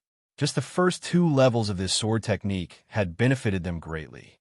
Once they finished cultivating the complete sword technique, they could at least reach the level of Jin Dan. Although Li Daocheng still did not admit that he was their master, this gift at least showed that he had acknowledged them. You two should cultivate this sword technique well. Tomorrow, you'll leave 13 Spectre and go to Blue Bay Star. Cultivate there, and when you reach the level of Jin Dan, you can come find me again. Go, Li Daocheng instructed. The 2 women got up from their seats, looked at each other, and knelt down together. Then, they got up and left. After the 2 women left, Cherry Blossom Gauze walked out from a nearby room. Mr. Li, do you really plan to turn Blue Bay Star into a first-class cultivation planet? Li Daocheng slowly got up and stood with his hands behind his back. Blue Bay Star is the place where I was born and raised. I originally planned to go to another cultivation planet to develop, but after some consideration, I think it's better to transform a primitive low-class cultivation planet into a high-level cultivation planet than to invade another planet. Cherry Blossom Gauze looked pensive. Her slender, jade-like fingers tapped her chin. Mr. Li, I think you have an ulterior motive. You probably think that Blue Bay Star is closer to the front line. If it really becomes a first-class cultivation planet, I'm afraid you'll launch a counterattack on Rakshas Estate.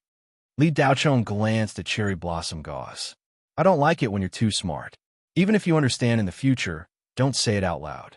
We don't have to wait until Blue Bay Star becomes a first-class cultivation planet to launch a counterattack on Rakshas Estate. We can't wait that long. The Rakshas Estate has killed countless cultivators and humans over the years. It's time for them to pay their debts. A dark red glow flashed through Cherry Blossom Gauze's disguised black pupils, almost revealing the original pair of demonic eyes. Mr. Li, I have a whole new level of respect for you. Ambitious men are always so attractive, Luo Yingsha said without hiding anything.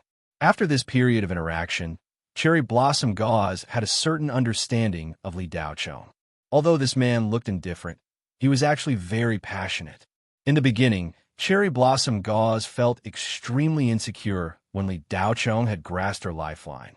She felt that she could be killed at any moment. But now, Cherry Blossom Gauze realized that it was impossible for Li Daocheng to kill him because he was an extremely important chess piece to Li Daocheng. Ambition. Li Daocheng suddenly smiled. Empress Wu Ho, I really don't have any ambition. There are some things that you dark ghosts won't understand from your perspective. After saying this, Li Daocheng walked out of the room, leaving Cherry Blossom Gauze to ponder the meaning of his words. Xiao Ying and Ling Fei had made arrangements, and Li Daocheng had temporarily settled everything that needed to be done. 13 Spectre was no longer in danger, so it was time to go back. North Star University had lost nearly half of its teachers and students in this rescue mission. It was the school that had suffered the heaviest loss among the 4 great universities. Among them, 2 important figures had sacrificed themselves heroically. Principal Li Wanfeng had fallen, and Fairy Fei Ba had fallen. North Star University's vitality had been greatly damaged, and the school board had called for an emergency meeting. Li Wanfeng's death had left North Star University without a leader. They had to quickly appoint a reputable and powerful cultivator to take over the position of principal. However, such a person wasn't easy to find.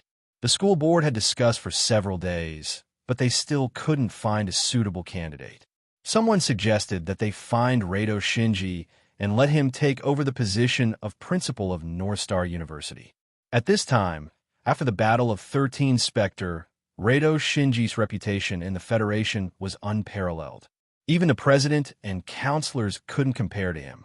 The spiritual net was filled with posts about Rado Shinji. Let me tell you, Rado Shinji is related to my family. He's my great-grandfather. Bullsh asterisk T. Rado Shinji isn't more than 30 years old. Even if Rado Shinji is different from ordinary people in that aspect, having children at the age of 10, he can't be your great-grandfather. Brother, you have to use your brain when you speak. Rado Shinji, I love you. I want to have children with you. If I can see Rado Shinji once, I'll have no regrets in my life. I suggest that Rado Shinji be elected as the next president of the Federation. Rado Shinji. Secret news. Rado Shinji is the illegitimate son of the king of the South Kuan Empire. Because of a political dispute, he was forced into the Federation. Rado Shinji's unknown story, etc. Don't talk nonsense. Listen to me. I've seen Rado Shinji in person. More than 10 years ago, we met Rado Shinji on a primitive cultivation planet rich in resources. At that time, Rado Shinji hadn't reached the soul formation stage and was only a Yuanian cultivator. However, his combat strength was already terrifying. The 6 of us entered. There were endless stories and topics about Rado Shinji. There were all kinds of theories. Because Rado Shinji's name was always at the top of the trending list on the spiritual nexus, the higher-ups of North Star University intended to find Rado Shinji to be the president, but these higher-ups used their connections. However, they couldn't even find a shadow of Rado Shinji. It was as if this person didn't exist at all, as if he was made up by the government of the Federation. After the board of directors of North Star University found no results, they had to give up and find someone else. A month later, the battle at the front line gradually subsided. The offensive of the Rakshasa state was getting weaker and weaker. It seemed that in the Battle of 13 Spectre, Wuho's disappearance and dozens of Grand Wizards' deaths had damaged their vitality. They once again retreated to the Hades to recuperate. The Federation, which had also suffered heavy losses, finally had a chance to breathe. However, the Federation government received news that the real reason for the Rakshasa state's retreat was not Wuho's disappearance, nor was it that the battle had damaged their vitality. It was because of the internal turmoil in the Rakshasa state, and for the time being, they were not in the mood to launch an attack on the Federation. In other words, the current peace was not stable. Once the turmoil in the Rakshasa state was over, it was very likely that they would launch an even crazier revenge on the Federation. In order to recover as soon as possible, the Federation government increased the investment of the major universities and tried to let the young cultivators grow up as much as possible. They also opened up many areas that were originally only accessible to the cultivator army for cultivation to other cultivators.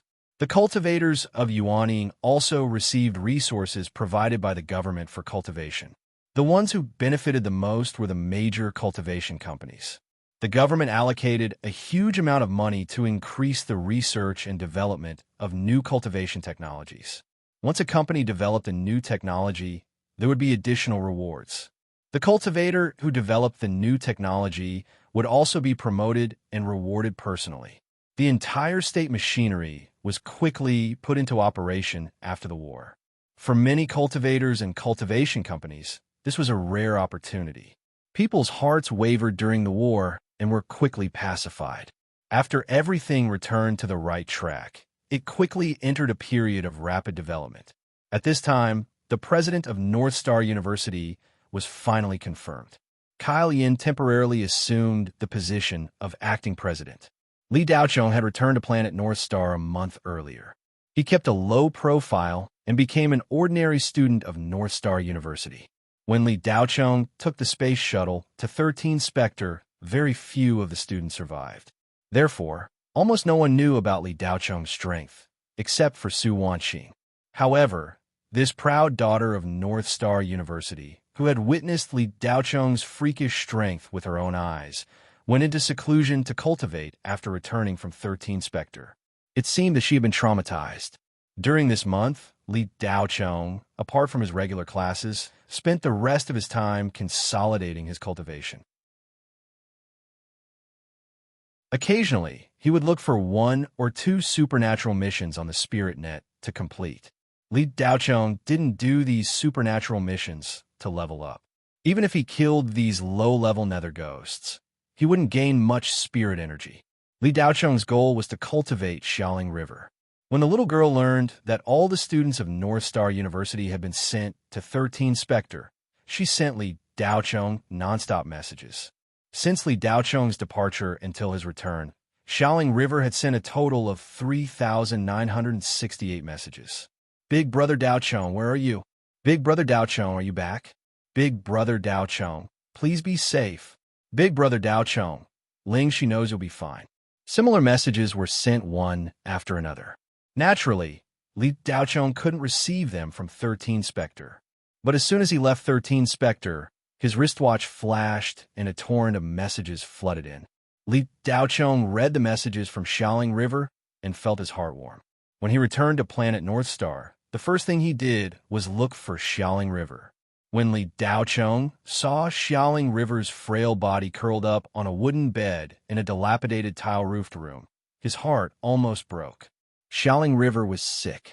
The cold had entered her body. Coupled with her fear, her already weak body had collapsed. Low-level nether ghosts were everywhere, even on planet North Star.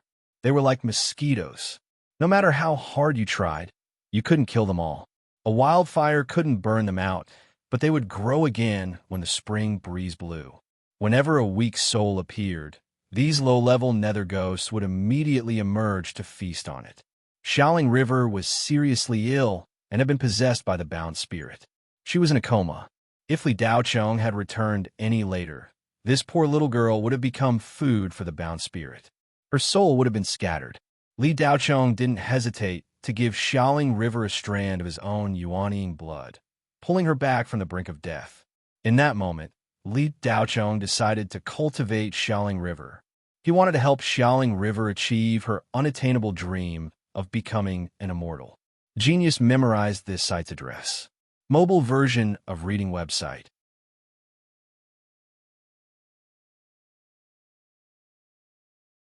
Chapter 515. Li Daocheng seemed to live a leisurely life, but in fact, he was very busy every day. Under Princess Catherine's management, shop number 18 on Crane Street was in good order. The sales of Li Daocheng's talismans were very stable. Although the people of Miscellaneous Treasure Street used to be very afraid of this place, nothing strange happened after seeing someone move into shop number 18. While everyone was puzzled, their fear of this shop gradually diminished. Some people began to think that everything that happened back then was just a coincidence. Huang Ruoxuan never stopped monitoring shop number 18. Professor Huang wasn't a combat-type cultivator, so he didn't participate in the operation to support 13 Spectre and stayed on planet Polaris. It was just that no matter what methods Huang Ruoxuan used or high-end detection equipment, she couldn't really see the true appearance of shop number 18. What Huang Ruoxuan didn't understand the most was that after the three of them moved into shop number 18, everything seemed to have returned to normal. The strange things really disappeared. Huang Ruoxuan even pretended to be a customer and went to the shop to buy talismans several times, but she didn't find anything unusual when she went in. Shop number 18 returned to normal just like that. As the intermediary of Miscellaneous Treasure Street, Lin Wan felt a little guilty after selling shop number 18. After all, many strange things had happened in this shop, and many people had died. She had been worried that Li Daocheng and the other two would also die after moving into shop number 18. If that happened, she would really be guilty. Lin Nuanyu spent some time feeling uneasy. However, she soon realized that her worries were unnecessary. Not only were those three guys alive and well, but their business was also doing well. Crane Street was gradually becoming more popular. Lin Wan and Huang Ruoxuan couldn't understand this either. Shop number 18 was fine, just like that. So many strange things had happened in the past. Were they all coincidences? In fact, it wasn't just the two women who were suspicious. The merchants on Crane Street also felt the same. But as time passed, everyone got used to shop number 18 opening at 7 o'clock in the morning and closing at 8 o'clock in the evening. The lady boss, who had the best figure and appearance, was warm and friendly. She smiled at everyone and was very good at doing business. The people who first came here to buy talismans were actually here to see the lady boss. Princess Catherine was a pure snake demon. Her figure was not something an ordinary human woman could compare to. She was hot, but not too exaggerated. Her chest was full and perky, but it was just right. It didn't make people feel that it was out of place. Her willowy waist and perky buttocks were graceful. Princess Catherine's attire was sexy, but it was not very revealing. Everything that should be shown to you is not missing. As for the parts that were not shown to you, even if you tried your best to sneak a peek, you would not be able to see anything. Just the parts that could be seen were enough to drive many men crazy. Princess Catherine always wore a business suit with an open collar, similar to those white-collar women who worked in cultivation companies, but with a bit more of a prostitute. The deep cleavage on her chest would definitely be exposed a little. Her top would usually be shorter, and when she walked, her waist and belly button would be faintly discernible. Therefore, in the beginning, the people who had the courage to come to shop number 18 to buy talismans were all men. Without exception, they all came to see the beauty of talismans. Shop number 18 had only been open for 2 days when the area gave Princess Catherine the nickname Beauty of Talismans. Of course, Princess Catherine was absolutely worthy of the name. As time passed, more and more people came, and there was no lack of rich young masters who were very generous. Haggling? That was absolutely impossible. With a beauty in front of money, there was no time to show off. Who would haggle? Princess Catherine's appearance was enough to sell talismans. Li Daochong couldn't sell them at such a good price. The Federation had restrictions on the sale of talismans. High-level talismans couldn't be sold. On Blue Bay Star, level 3 talismans were banned and could only be bought in the underground city. On North Star, it was better, where talismans above level 7 were banned. But Miscellaneous Treasure Street was actually somewhat similar to the underground city. It was just that Miscellaneous Treasure Street was a white sales channel, while the underground city was a gray sales channel. Miscellaneous Treasure Street was relatively less chaotic than the underground city, but was also more abundant than the average place. Level 8 talismans could still be sold, but they had to be filed with the local Cultivation Security Bureau. Princess Catherine wasn't only good-looking, but she was also very smooth in dealing with people. She was also very good in all aspects. Therefore, the talismans that shop number 18 could sell were level 8 talismans. For the average person, this was already a heavy firearm. Level 8 talismans were enough to cause large-scale destruction. Even Jean Dan cultivators would be threatened. Of course, the price of level 5 and above talismans was extremely shocking, at least for ordinary people and cultivators below the foundation establishment stage. Although level 8 talismans could be sold, they could only be sold to people who had the Federation's special permit. For example, soldiers with military merits, people from the Mercenary Association, and those rogue cultivators who accepted official missions from the Federation. Without a special permit, they could only buy talismans below level 7, not including level 7 talismans. In fact, even without this restriction, there were very few ordinary people who could afford level 5 and above talismans. The young masters who had come to soak up consorts, say, were all intimidated. The price of a level 6 talisman was enough to scare people to death. Back then, Li Daochong sold his first level 3 protection talisman for 30,000 Federation coins to Yifei Yue. At that time, Li Daochong was in urgent need of money, and the price of 30,000 was just a casual price that he had set in his heart. 30,000 Federation coins for a level 3 protection talisman could be said to be a cheap price. Moreover, protection talismans were considered relatively cheap among all the other talismans. In addition, Li Daochong's talisman was an enhanced version, so the price of 30,000 Federation coins was definitely a gift. The normal market price of a level 3 protection talisman was around 50,000 Federation coins. Other talismans like fire talismans and ice talismans were around 60,000. There weren't many enhanced versions on the market, but there were some that could be sold for up to 100,000 Federation coins. Princess Catherine naturally knew her master's standards. He was definitely the best in the Federation. Even the spirit sequencers of the 3 great cultivation empires might not be able to surpass him. Therefore, Princess Catherine's prices had always been ruthless.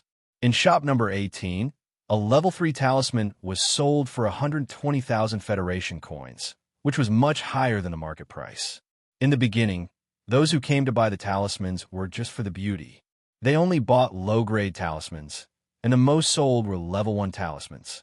One talisman was worth 10,000.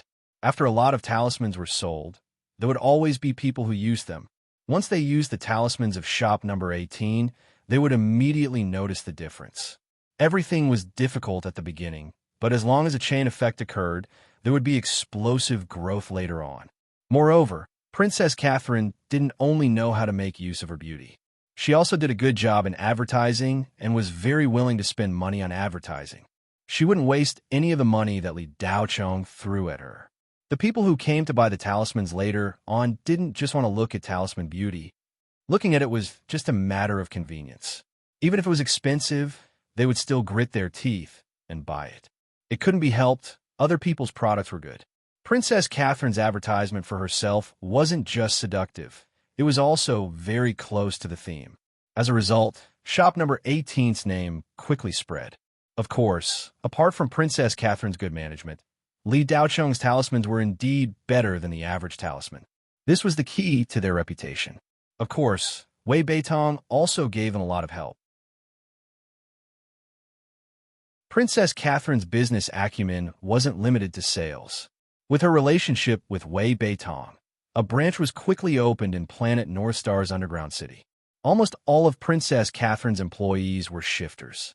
Some of them were remnants of the Blood Knife Society's internal correspondents, while others were local mixed-blood shifters. From the time Li Dao rushed to calming Devil Star until now, almost 2 months had passed, and Seifei had already managed shop number 18 to the point where it was beginning to take shape. 3 branches, 20 employees, and a turnover of more than 2 million yuan a day, and this number was still increasing.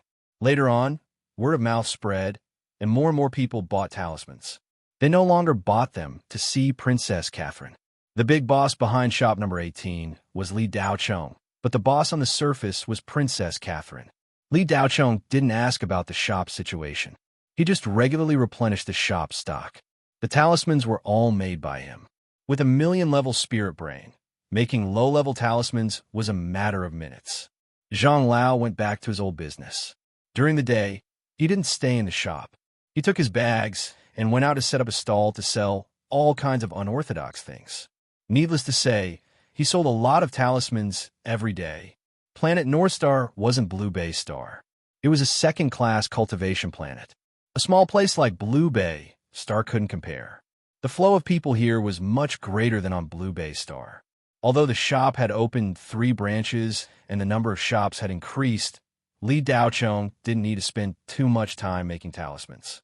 After returning, Li Daocheng immediately made a batch. A month later, they still hadn't sold out. At that time, Li Daocheng had only spent half a day to make tens of thousands of talismans of all kinds under level 8. The materials for low-level talismans were easy to get. It didn't matter if he made a lot of them. On 13 Spectre, he made 120,000 level, 12 talismans in 2 days. Li Daocheng had experience in mass-producing talismans. Therefore, he bought over 100 spirit brains to work at the same time. Therefore, the 3 shops were far from reaching saturation. Of course, Princess Catherine wouldn't blindly open more branches. At present, 3 branches were enough. She needed to stabilize it for a while. Li Daocheng didn't expect Princess Catherine to have such a strong ability in business. In order to encourage Princess Catherine, he naturally wouldn't let her work for free. He directly gave her a share of the profits. At the same time, he also helped Princess Catherine cultivate. Princess Catherine, who had been at the peak of Foundation establishment, condensed a monster core with Li Daocheng's help. The amount of usnea poison Princess Catherine secreted every month doubled. However, shop number 18's business was booming. Some people were happy while others were sad. Soon, some people began to get jealous, and the wolf cubs, who were drooling over Princess Catherine, also began to be unable to restrain their inner mania. How uncomfortable it was to only be able to look but not touch. Miscellaneous Treasure Street was a place where good and bad mixed together. There were all kinds of people. Although it wasn't as blatant as the underground city, it wasn't much better. At first, these wolf cubs didn't dare go too far. They didn't know Princess Catherine's background, so they needed to wait and see. It seemed unlikely that such a beautiful monster woman didn't have a background.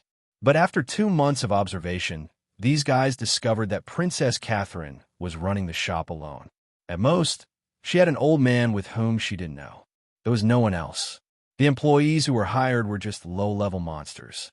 The monsters were now living in human territory.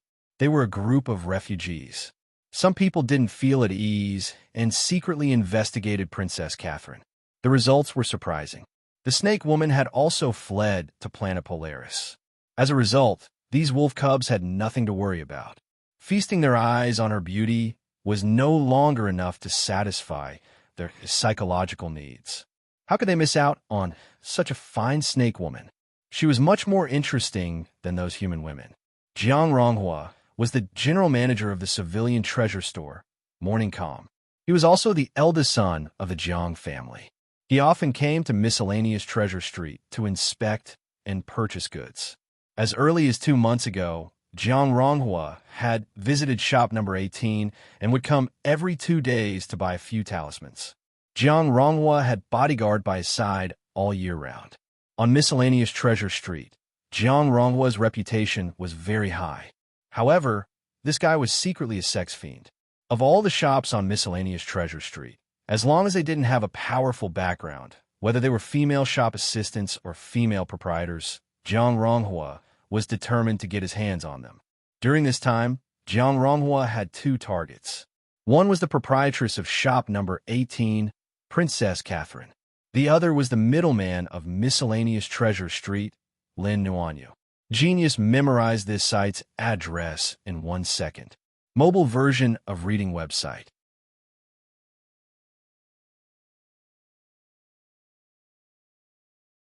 Chapter 516. Jiang Ronghua belonged to the category of buyers and merchants of Miscellaneous Treasure Street. Everyone who saw him treated him like the god of wealth. Everyone worshipped him very well. There were even some shop owners who were willing to sacrifice their looks to get Jiang Ronghua's orders. Young Master Jiang's cultivation level wasn't low either. He was at the peak of the foundation establishment stage. He wasn't considered a master on planet North Star, but he was still a cultivator. For ordinary people, he was an untouchable existence. Not to mention offending him, they didn't even dare to look him in the eye. They were afraid of angering him and getting into trouble. Today, Jiang Ronghua was in a good mood. He brought a few rich young masters and 2 bodyguards to Miscellaneous Treasure Street to look for products. Shining Marketplace's business had been booming recently. Since the end of the 13 Spectre battle, the government had vigorously promoted the market, hoping to benefit more cultivators. The Federation's economy had recovered rapidly in a short period of time, and it was developing in a more prosperous direction. Jiang Ronghua's purchase orders were getting bigger and bigger. He was already very popular, and now he had become the ancestor of many shops on Miscellaneous Treasure Street. As soon as Jiang Ronghua entered Miscellaneous Treasure Street, many gorgeously dressed shop owners came up to him and asked about his well-being, trying to pull him into their shops for a walk. However, Jiang Ronghua wasn't interested in these vulgar women. He wanted to vomit just by looking at them. His mind was full of Lin Nuanyu and Princess Catherine naked. Along the way, Jiang Ronghua was listless and couldn't lift his spirits. It wasn't until he reached Miscellaneous Treasure Street that his eyes lit up.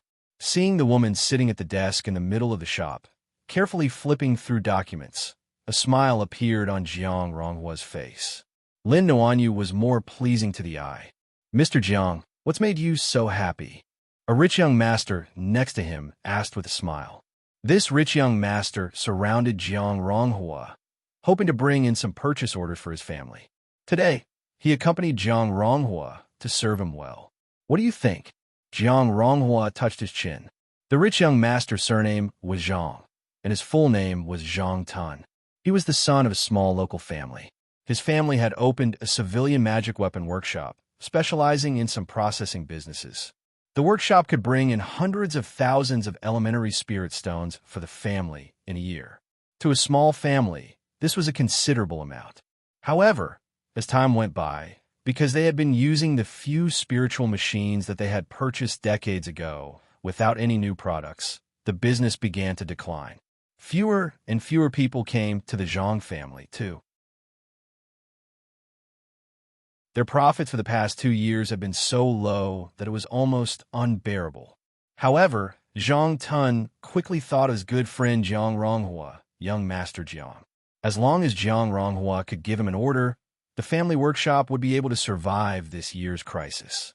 They could even turn their losses into profits. No matter what, Zhang Tun wanted to make Jiang Ronghua happy today. From a moment they entered miscellaneous Treasure Street, Zhang Tun found that Jiang Ronghua was not in the right state of mind. He was not interested in anything and was a little absent-minded. Many lady bosses took the initiative to serve him, but Jiang Ronghua didn't even look at them. Zhang Tun was also a veteran.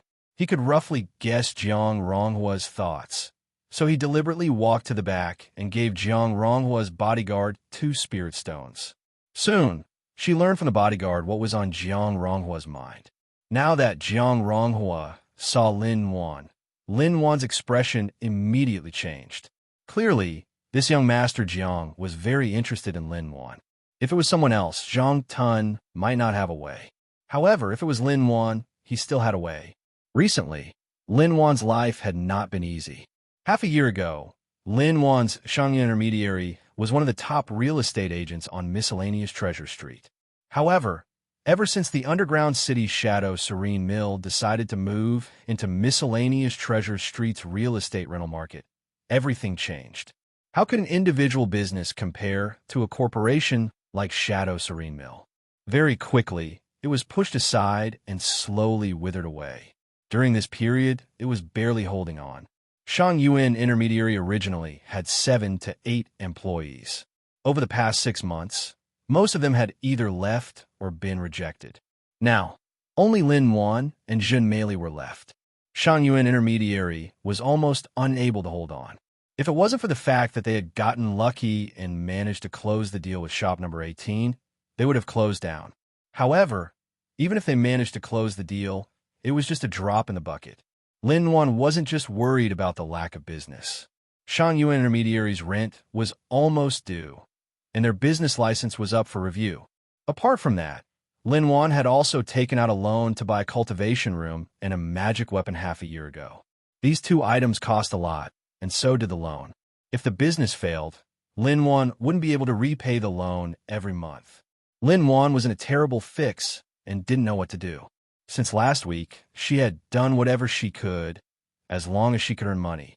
Zhang Tun could tell that Jiang Ronghua was interested in Lin Wan, so he softly told Jiang Ronghua about Lin Wan's recent situation. His words completely ignited the fire in Jiang Ronghua's heart. Looking at the busy figure in the shop, Jiang Ronghua felt a ball of fire erupting from his body. A lewd smile appeared on Jiang Ronghua's face as he strode towards Shangyuan intermediary. Boss, the ice array teapot is broken. It's so hot today. It's one thing to not have an air conditioning array, but I can't even drink cold water. I'll die, Zhen Meili complained. Just bear with it. It's not like you don't know that business isn't good right now. When I close this deal, I'll immediately return you a good ice kettle.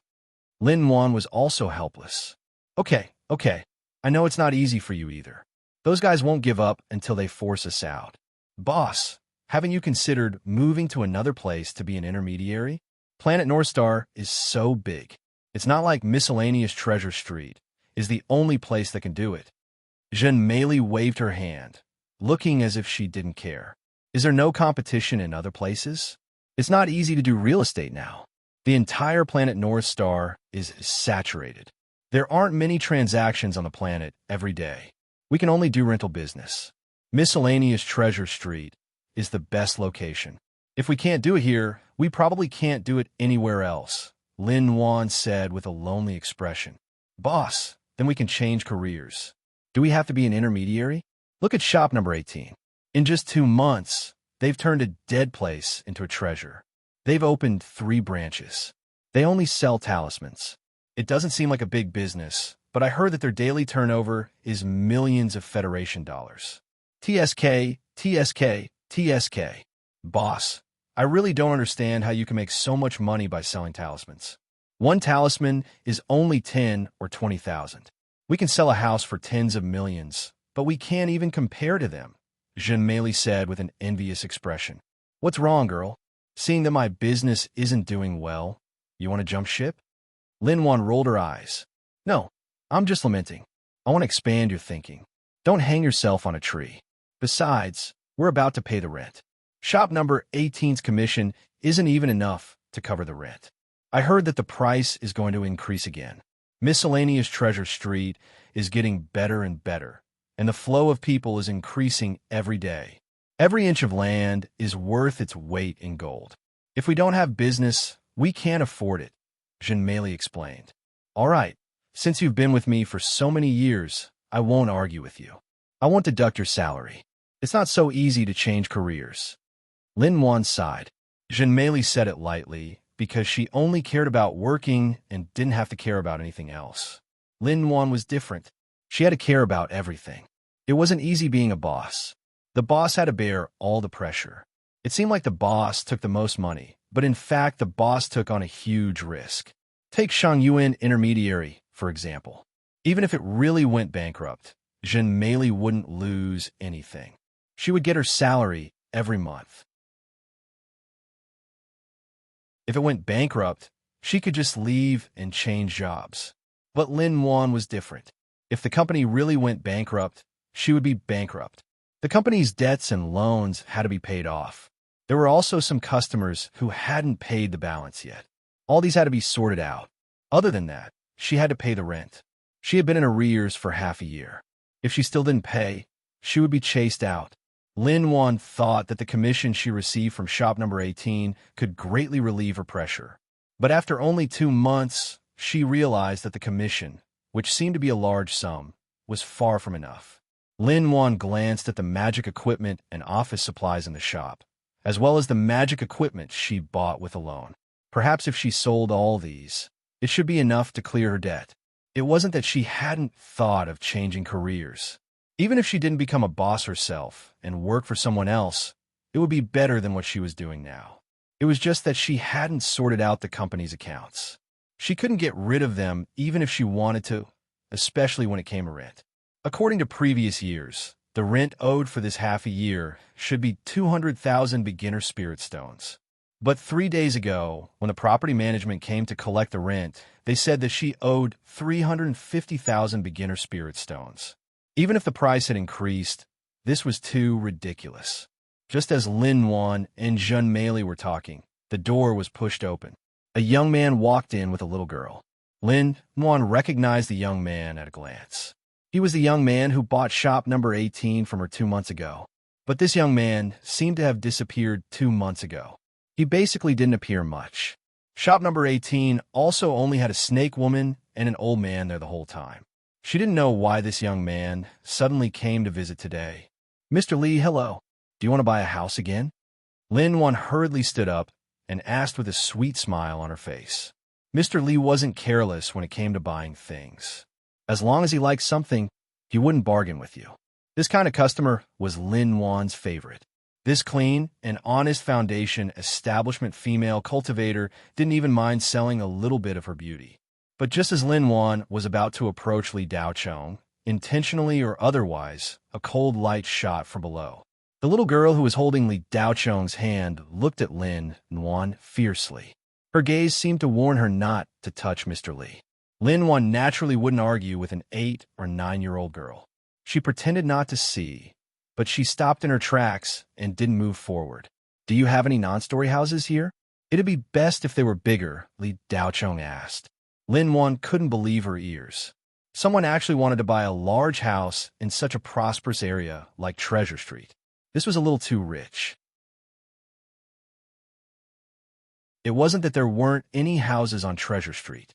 It was just that most of the people's ancestors lived here. Later, the North Star government transformed the area into a large trading center in Treasure Street. The local residents made a lot of money because of this. Many people sold their houses and went to live a life of leisure. Most of the people who still lived here took advantage of the fact that they didn't have to pay rent to do business. Until now, this area was used as an investment. There was basically no one who bought a house here. Genius memorized this site's address in 1 second. Mobile version of reading website.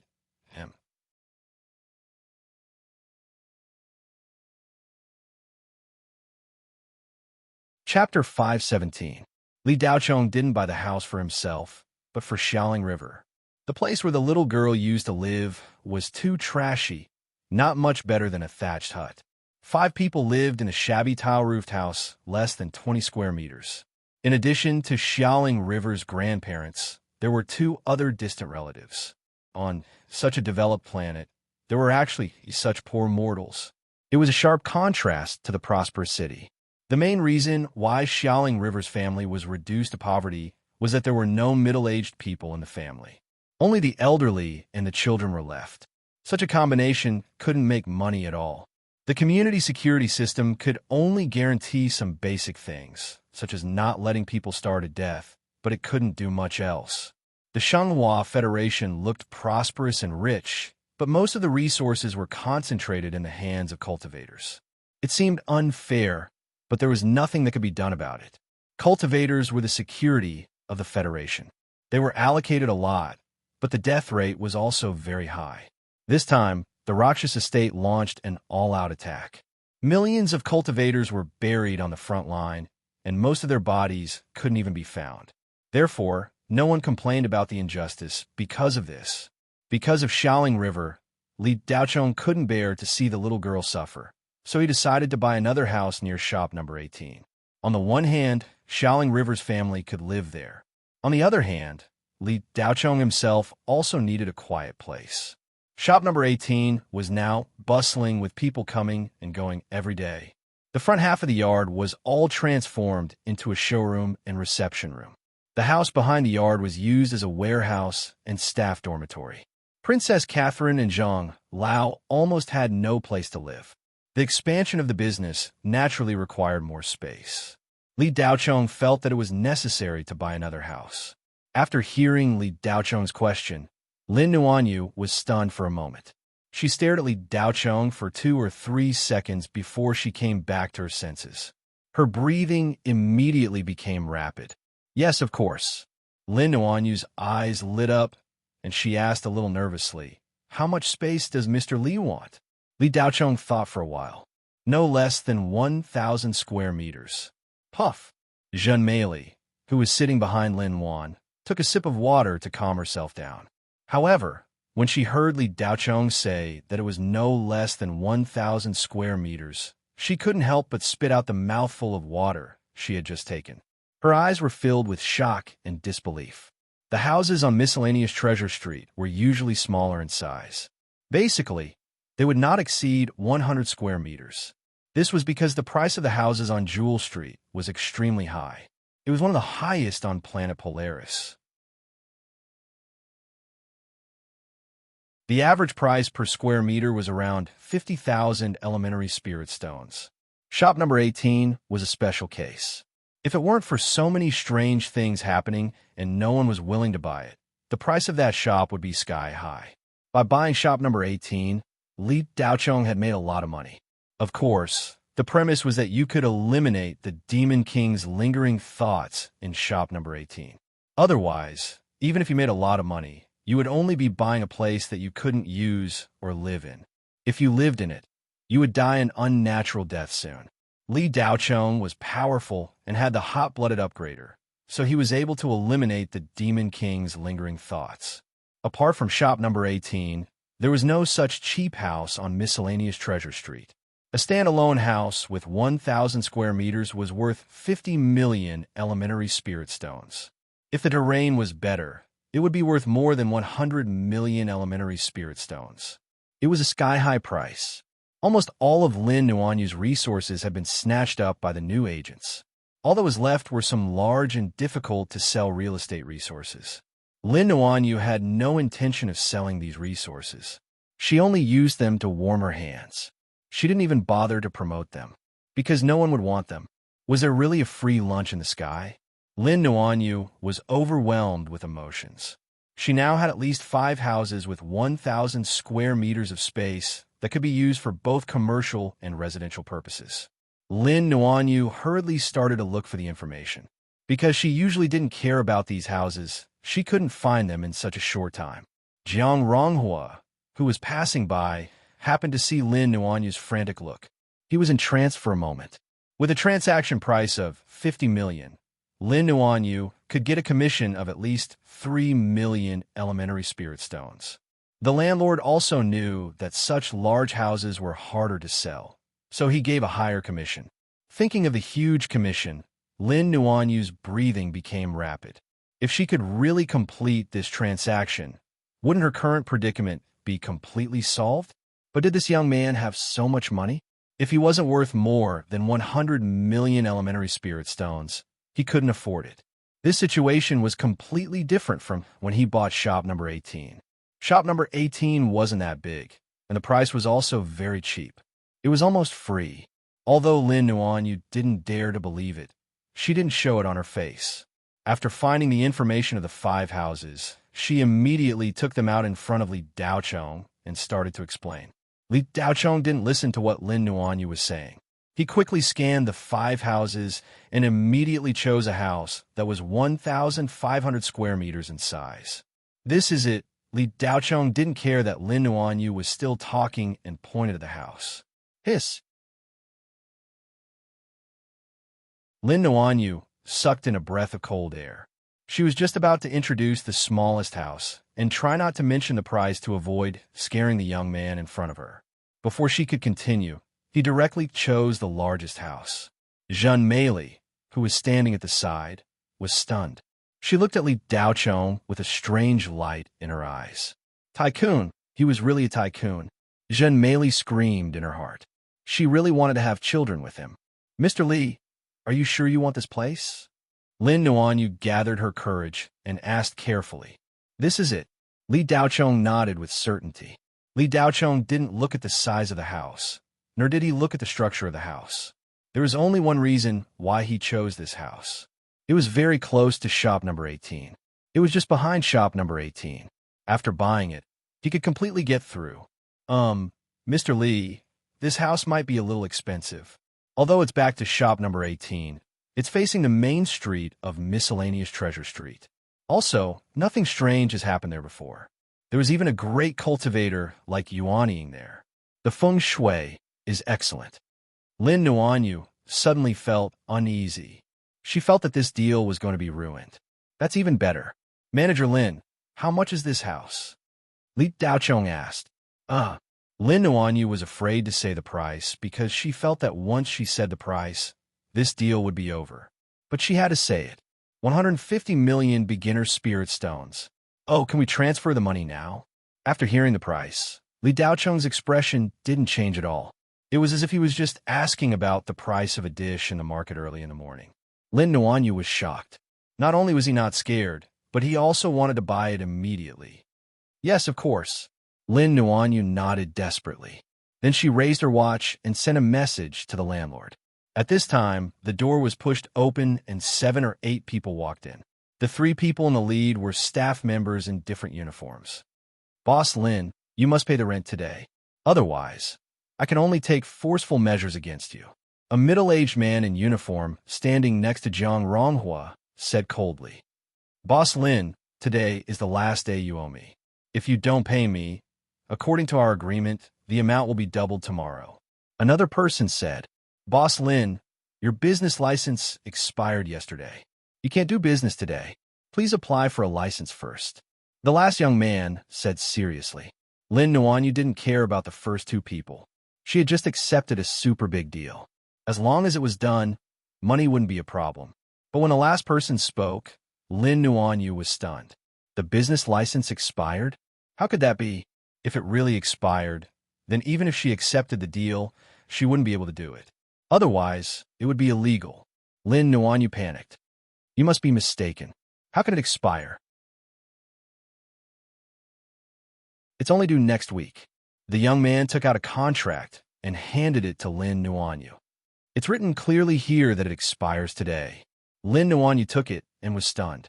She didn't read this contract carefully before signing it. Now it seemed that this was an unfair contract. Jin Meili was also anxious, but she still smiled and said, "Young man, you don't have to fulfill this contract. Just take it that our license expires next week." The young man looked at Jin Meili coldly. "Are you asking me to neglect my duty?" Jin Meili waved her hands. No, that's not what I meant. That's good. Otherwise, based on what you said, I can hand you over to the security bureau." The young man snorted. Jin Meili was so scared that she didn't dare to say another word. Lin Nuanyu didn't know what to do. She was so anxious that she felt like the sky was about to collapse. At this moment, the door was pushed open again, and Jiang Ronghua and the rest walked in. Jiang Ronghua pretended to come over to look at the house. He first looked at the staff strangely, then walked up to Lin Nuanyu and said, "Nuanyu, I want a bigger house. Do you have one here?" Baidu search, 81, Chinese website. No advertising message.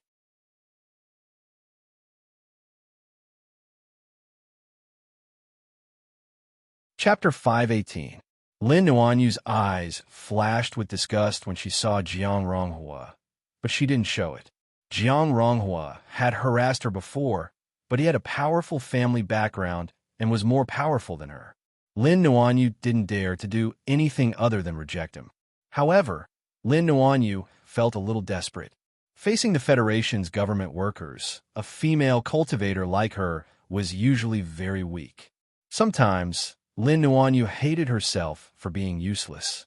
If she could become a Jean Dan, her status would naturally be different. But she wasn't a Jean Dan female cultivator, so she could only suffer. Jiang Ronghua had a lot of power. Lin Nuanyu wanted to complete the deal with Li Daochong so much. No matter how much she hated Jiang Ronghua, she had to put down her pride and say, "Mr. Jiang, my license expired early for some reason. Do you have a way to restore it to normal?" Jiang Ronghua revealed a smile, as if he had expected this. The three staff members were all told by Zhang Tunyu. Their purpose was to deliberately make things difficult for Lin Nuanyu. No matter if it was a woman or a female cultivator, they were the most vulnerable when they were helpless. It was easy to take advantage of them. Although Lin Nuanyu didn't have any background, she was still a mid-stage foundation establishment cultivator. It would be troublesome if they used force. It wouldn't look good if they caused too much of a commotion. Jiang Ronghua still hoped to use a gentler method to get Lin Nuanyu into bed. "Oh, is that so? Early expiration? There's such a thing?" Jiang Ronghua put on a surprised expression and immediately turned to look at the young man in uniform. Jiang Ronghua put his arm around the young man's shoulder and walked out of the shop. The two of them talked outside. Then Jiang Ronghua raised his wristwatch and swiped it on a small magic weapon that the young man took out. He then returned to the shop and the young man left. "Nuanyu, because you were late in paying the management fee and evaded taxes once, according to the cultivation law, your business license can expire early. I've already paid the fine for you. Your license has returned to normal and will expire next week." Jiang Ronghua smiled. "Thanks, I'll pay you back in a few days," Lin Nuanyu said politely. "Nuanyu, what's our relationship? That money is nothing." "All right, don't think about it anymore. I'm here to look at a house. Your license can continue to be used. Can you introduce me to the houses now?" Jiang Ronghua said straightforwardly. "Wait a moment, this gentleman came first." Lin Wan replied stiffly. She then said to Li Daochong, who had been standing by the side without saying a word, "Mr. Li, I'm sorry for taking up your time. We're going to look at the house now. The landlord will be here soon." Li Daochong nodded. Xiaoling River tilted her head and looked at Jiang Ronghua's group with her big eyes blinking. Her small hand held Li Daochong's index finger tightly. Jiang Ronghua's expression instantly turned ugly. This Lin Nuanyu really didn't know what was good for her. He had just paid the fine for her, yet she was still so cold to him.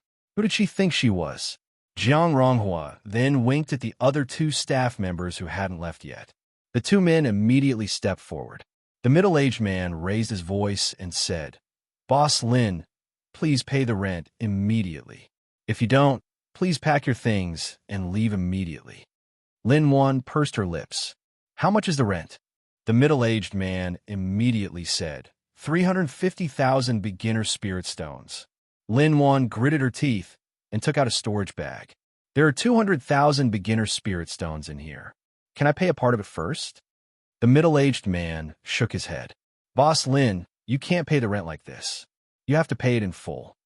Lin Wan was so angry that she almost fainted. However, there was nothing she could do. These guys couldn't have come earlier or later. They just had to appear when she had accepted such a big deal. Wasn't this just making things worse for her? Nguan Yu, I'll pay the remaining 150,000 for you. Jiang Ronghua once again came to her rescue. Lin Wan Yu was unwilling, but she had no other choice. I'll pay you back in a few days. Jiang Ronghua then took out 150,000 beginner spirit stones and gave it to Lin Wan Yu. Together with the 200,000 from before, he paid the middle-aged man a total of 350,000. After taking the rent, the middle-aged man left on his own. The last person left looked gloomy and extremely unhappy. Boss Lin, I've accumulated a backlog of 300,000 beginner spirit stones. If you don't pay me today, it'll be 600,000 tomorrow. The man said coldly. Lin Wan Yu's eyes widened. 300,000? When did it become 300,000? Wasn't it 120,000? The man sneered. Boss Lin, do you think I'm a cash dispenser? You took the goods, but didn't pay. After such a long time, you can't even count the interest? Lin Wan Yu was anxious. Even if there's interest, it can't be so much. Are you a loan shark? The man's eyes flashed fiercely. Did you just realize it's a loan shark? What? You want to deny it? Lin Wan Yu was a bit angry this time. It was 120,000, but now it was 300,000. No one would be able to take it. If it was 150,000, Lin Wan Yu would accept it. After all, she had owed for a long time. How could she accept 300,000? Why don't you just rob me? I can accept 150,000 at most. 300,000 is absolutely impossible. Lin Wan Yu's tone also became firm. It's not up to you, the man said ruthlessly and then snapped his fingers. More than 10 cultivators with large hands appeared outside the shop. All of them were in the late stage of the foundation establishment stage. There was even one cultivator who had reached the peak of the foundation establishment stage and was only one step away from the gene dance stage. Such a fighter was considered a powerful character on miscellaneous Treasure Street. More than 10 people immediately rushed into the shop. Each of them looked fierce, as if they could swallow someone up at any time. Lin Wan had just hardened her stance a few months ago, but after seeing so many cultivators, she immediately cowered. Boss Lin, I didn't need to double the amount before today, but because of your attitude earlier, I've changed my mind. I'll give you another 10 minutes. If you don't pay up, I'll double it, the man said fiercely. Brother Dao Chong, it's so noisy here. Ling, she doesn't want to stay here. Let's go first. Xiao Lingxi was facing a group of fiendish thugs, and the little girl felt a little breathless. Even with Li Daochong helping her block all the ferocious aura, she still felt uncomfortable looking at this group of people. Li Daochong was also a little tired of this farce. If it weren't for the fact that he really wanted to buy that house, he would have left long ago. Hearing Xiaoling River say this, Li Daochong stroked the little girl's head and nodded. And let's go. With that, Li Daochong helped Xiaoling River out of the shop. Lin Wan Yu was already anxious when she heard the conversation between Li Daochong and the little girl. Now that she saw them walking out, she became even more anxious. Was such a huge deal going to go down the drain, just like that? This was a business deal that could change her predicament. Lin Wan Yu was quick-witted. In the end, her gaze landed on Jiang Ronghua. He was the only one who could help her now. Mr. Jiang, can you lend me another 300,000 beginner spirit stones? Jiang Ronghua didn't immediately agree this time. Instead, he thought for a moment and said, Nguan Yu, don't mention lending. I don't mind lending it to you. Tonight, I'm holding an auction on miscellaneous Treasure Street. When the time comes, many reputable cultivators on planet Beichun will come to support me. It's held under the name of Shadow Serene Square. The standard is extremely high. Lin Wan Yu could see Jiang Ronghua's intention. It was obvious that he didn't want to do anything worthless. His meaning was clear. If she agreed to his invitation, the 300,000 would be given to her immediately. If she didn't, then it was a different story. Lin Wanyu gritted her teeth. Even if she didn't want to participate in the auction with Jiang Ronghua, she had no other choice. She had to keep Li Daochong. This super big deal was too important for Lin Wanyu. It could almost completely save her from the abyss of suffering. Okay, I agree. Lin Wanyu nodded, as if she was making a great sacrifice. Okay, here are 300,000 beginner spirit stones.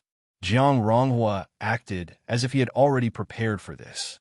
He took out a space bag and handed it to Lin Wanyu. After receiving the bag, Lin Wanyu immediately handed it to the debt collector. Here, there are 300,000 beginner spirit stones inside. Please give me the receipt. The debt collector took the space bag and glanced over it. After confirming that there were 300,000 beginner spirit stones inside, he returned the receipt to Lin Wanyu. The debt was settled. Then, the group left the shop. Li Daochong supported Shaoling River and didn't leave. Lin Wanyu hurriedly said, Mr. Li, I'm sorry for making a fool of myself in front of you. Now that the matter has been resolved, let's go look at the house. Li Daochong nodded. Lin Wanyu took the key and was about to bring Li Daochong to look at the house. However, Jiang Ronghua said, Wanyu, what house are you looking at? Our company is planning to open a magic treasure store on Miscellaneous Treasure Street. I'm looking for a house. Why don't we go take a look together?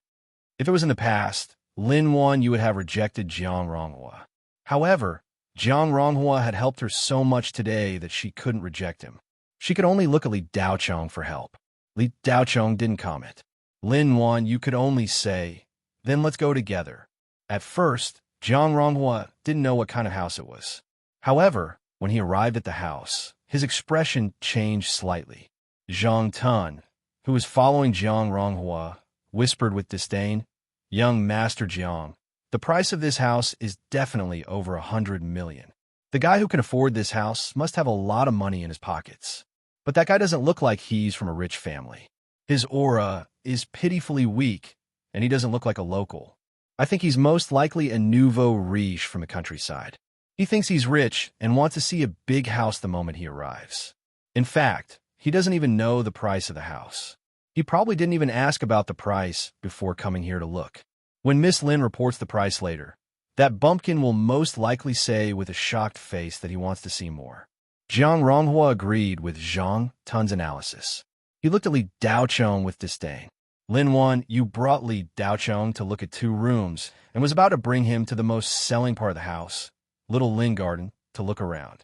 However, Li Daochong said, Miss Lin, there's no need to look around anymore. Is the landlord here? I'm taking this house. Jiang Ronghua and Zhang Tun, who were walking behind him, suddenly stopped in their tracks. Both of them were petrified on the spot. Genius remembered this address in 1 second. Mobile version of reading website.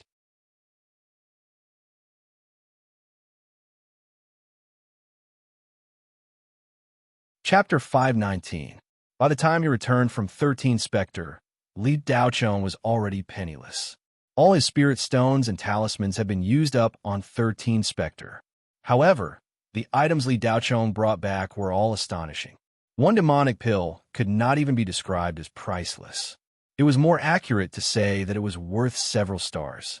A king-grade ghost beast corpse was mostly a top-grade material for crafting many magic treasures and talismans. It was priceless. Additionally, Li Daochong refined the beast core into 10 ice spirit pills. He gave 3 to Yu Yen, leaving him with 7. After returning to planet North Star, the first thing Li Daochong did was look for Tseng Jiao and ask her to auction off the 5 ice spirit pills. In order to follow Li Daochong, Tseng Jiao had been transferred from planet Scarlet Sun to planet North Star with Wei Beitong's permission.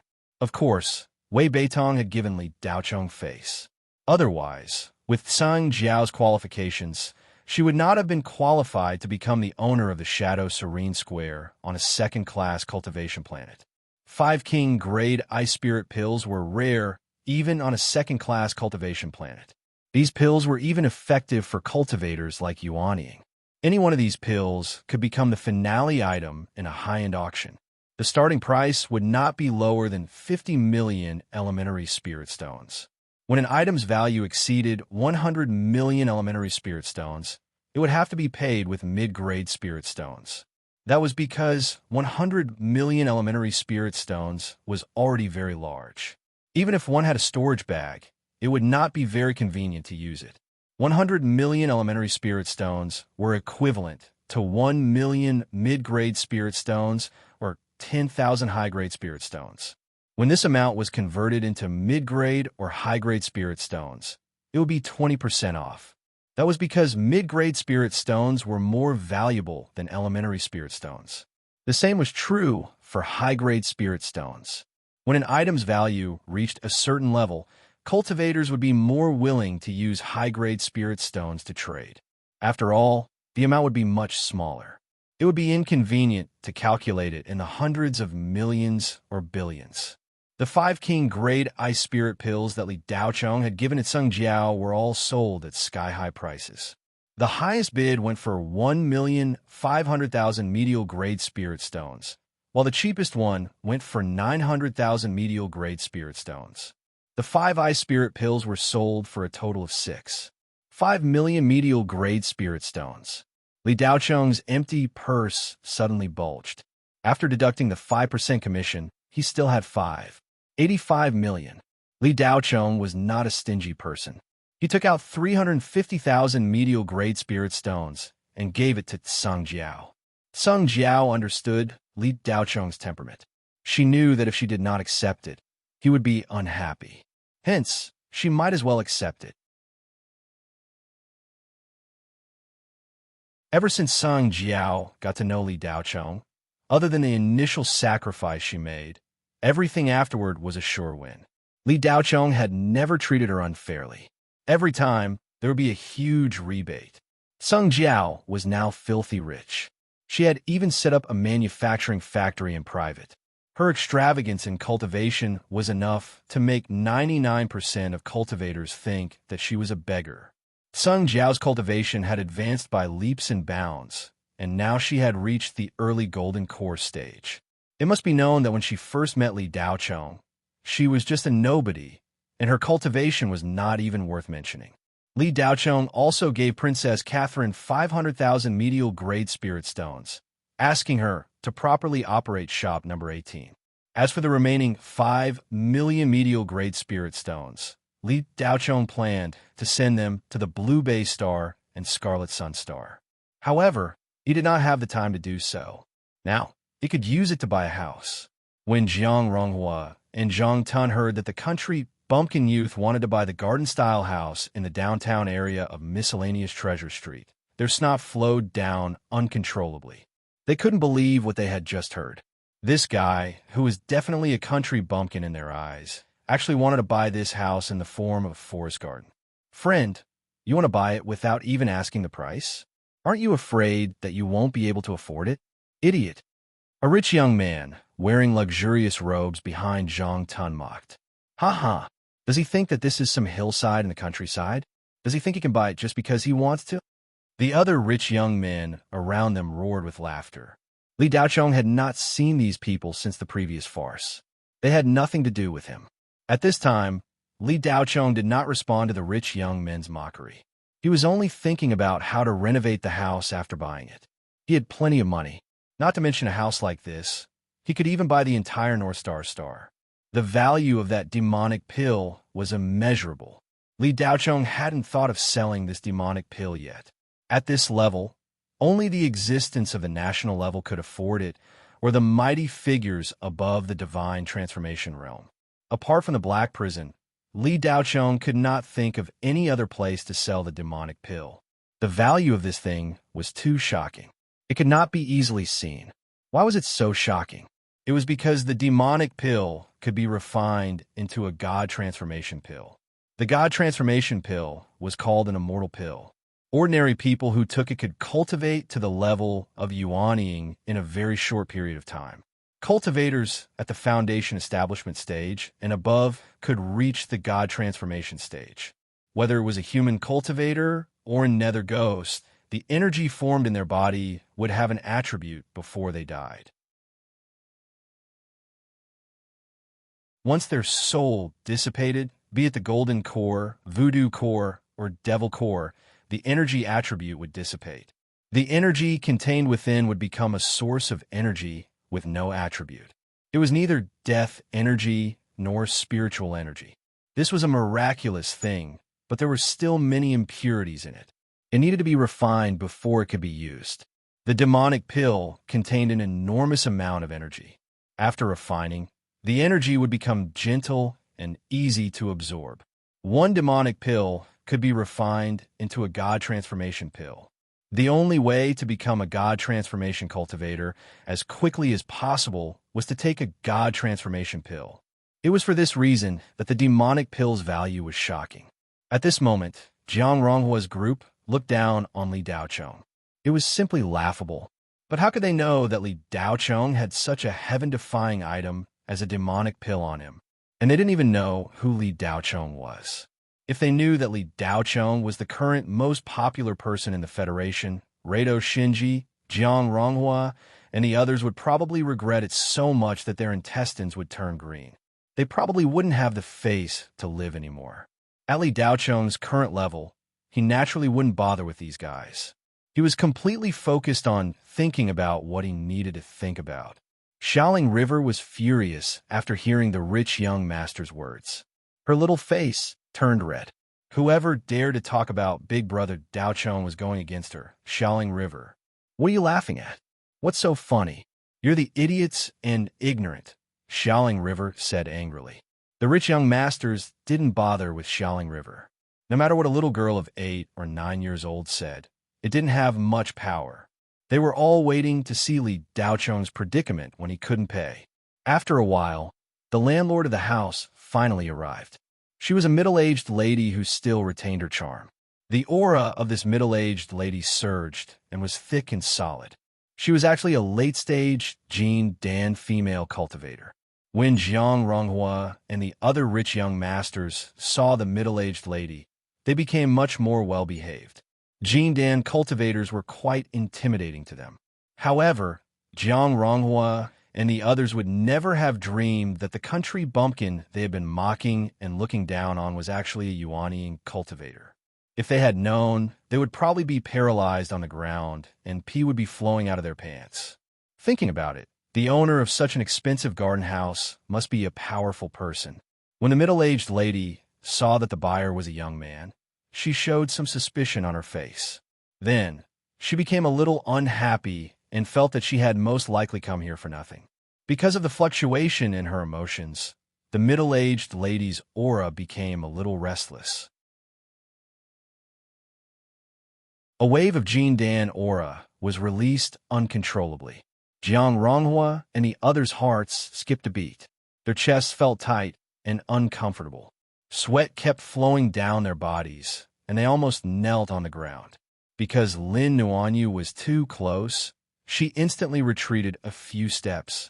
The blood in her body churned, and she almost suffered internal injuries. The aura of a Jin Dan cultivator was something that no living creature below the Jin Dan level could withstand. After the middle-aged lady released her aura, she let out a soft cry of surprise and stared blankly at the young man who was less than 2 meters away from her and the little girl he was holding. She saw that the seemingly weak young man wasn't affected at all by the aura she released. Not only was he not affected, but the little girl also didn't feel any discomfort. Instead, she looked at the others with a strange expression, as if she didn't understand why they suddenly looked uncomfortable. The middle-aged lady tried to use her divine telekinesis to check on Li Daochong. However, her divine telekinesis was like a stone sinking into the sea. It entered a vast ocean, and she couldn't detect anything. There seemed to be nothing in front of her, but the young man was really standing in front of her. The middle-aged lady's eyes twitched. If she still couldn't figure out what was going on, she wouldn't be a Jin Dan cultivator. However, the middle-aged lady couldn't believe that this young man's cultivation level was higher than hers. She could only say that this young man had some powerful magic treasure on him that blocked her divine telekinesis. This alone was enough to prove that this young man had an extraordinary background. The middle-aged lady immediately calmed down. She knew that this trip wouldn't be in vain. Young friend, are you the one who wants to buy this house? The middle-aged lady asked. And Li Daochong replied indifferently. He then took out a storage bag and handed it to the middle-aged lady. Here are the spirit stones. Take a look and see if it's enough. After receiving the storage bag, the middle-aged lady scanned it with her divine telekinesis. There was a total of 1,400,000 mid-grade spirit stones inside. According to the price of 150 million low-grade spirit stones, 1,400,000 mid-grade spirit stones was more than enough. Normally, a 20% discount would be 1,200,000 mid-grade spirit stones. However, the middle-aged lady gave an extra 200,000 mid-grade spirit stones. After inspecting the house, the middle-aged lady looked at Li Daochong a few more times. She then transferred the house to Li Daochong's name. Young friend, there will be an auction at the Miscellaneous Treasure Street's Appraiser Pavilion tonight. Are you interested in participating? The middle-aged lady asked after putting away the storage bag. Baidu search, 81 Chinese website. No advertising message.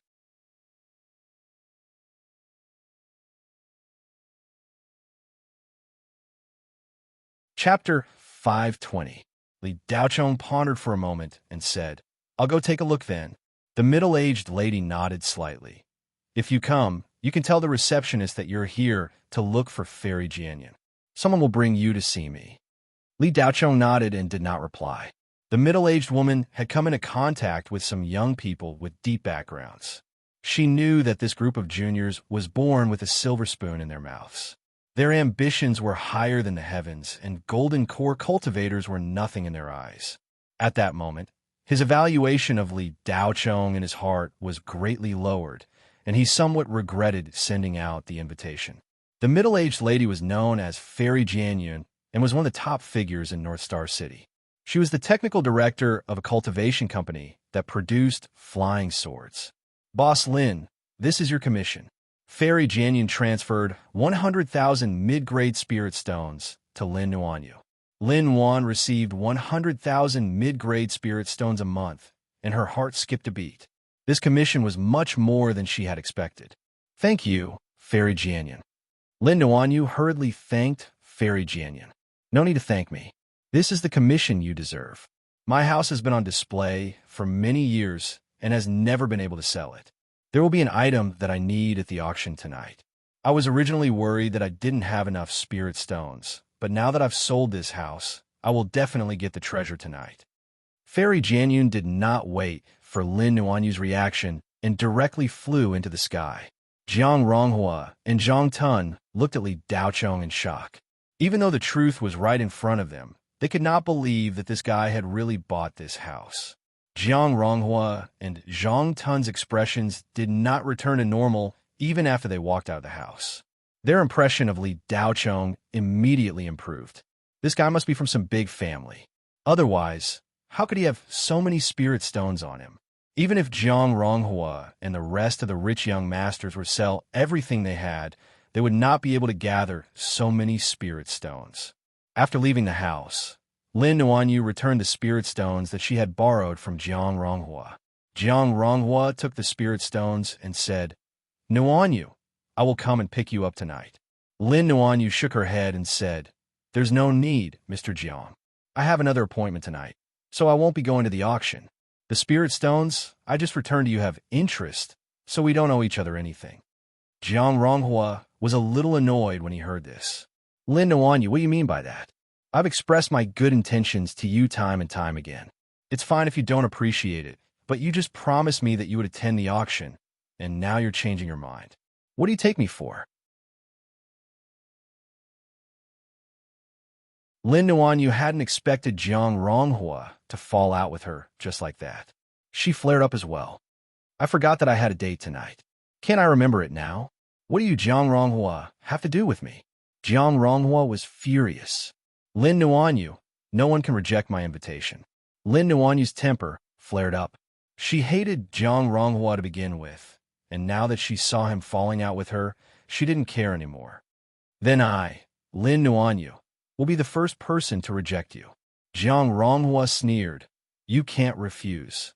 As he spoke, Jiang Ronghua waved his hand, and many cultivators suddenly appeared in the corners and surrounded Lin Nuanyu. They were the hired thugs who had come to demand payment from her in the afternoon. Lin Nuanyu understood everything at once. She glared at Jiang Ronghua. Jiang, so you were the one who gathered all those people in the afternoon. I was wondering how it could be such a coincidence. Not only did you deliberately make things difficult for me, you even tried to extort me. Jiang Ronghua, aren't you afraid of being investigated by the Security Bureau for abusing your power like this? Jiang Ronghua sneered. Investigation? Why would they investigate you? You were the one who broke the contract first and didn't pay up. Lin Nuanyu put away her anger and acted as if she didn't want to talk to Jiang Ronghua. Now that I've paid up, why are you still surrounding me? Jiang Ronghua's smile widened. Paid up? What did you pay up? Lin Nuanyu's delicate body trembled. Jiang Ronghua, what do you mean by that? Are you trying to extort me again? Jiang Ronghua narrowed his eyes. Extort you? Lin Nuanyu, don't slander me. What did you pay up?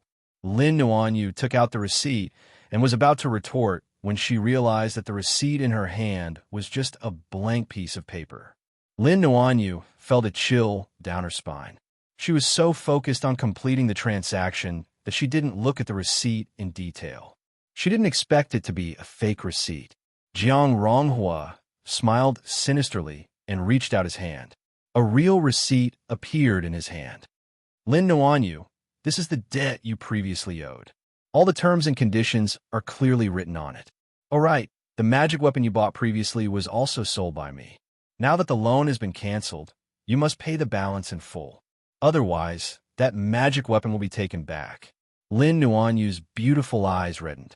She didn't expect Jiang Ronghua to be so sinister and set a trap for her. Lin Nuanyu bit her lower lip and secretly blamed herself for being too careless. She made up her mind and said, Jiang Ronghua, you win. Tell me how many spirit stones it is. I'll pay you in one go. Jiang Ronghua saw that Lin Nuanyu was giving in and said, if you go to the banquet tonight, I can reduce your debt by half. How about it? Lin Nuanyu looked at Jiang Ronghua coldly. In your dreams. I'd rather stay in the toilet tonight than go to some bullshit banquet with you. The rich young masters behind Jiang Ronghua heard this and couldn't help but laugh out loud.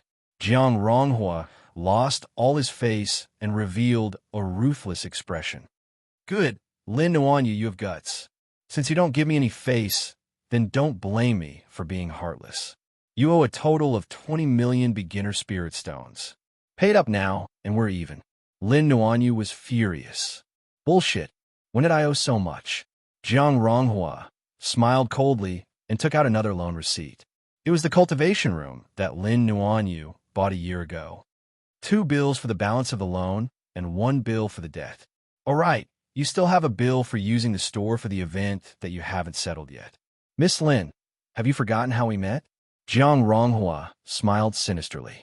Lin Nuanyu looked at the 3 receipts in Jiang Ronghua's hand, and her mind buzzed. This guy was too despicable. Lin Nuanyu finally remembered why the salesperson was so nice when she bought the cultivation room and the magical equipment. Actually, she didn't even have enough money for the down payment. It turned out that Jiang Ronghua had set a trap for her.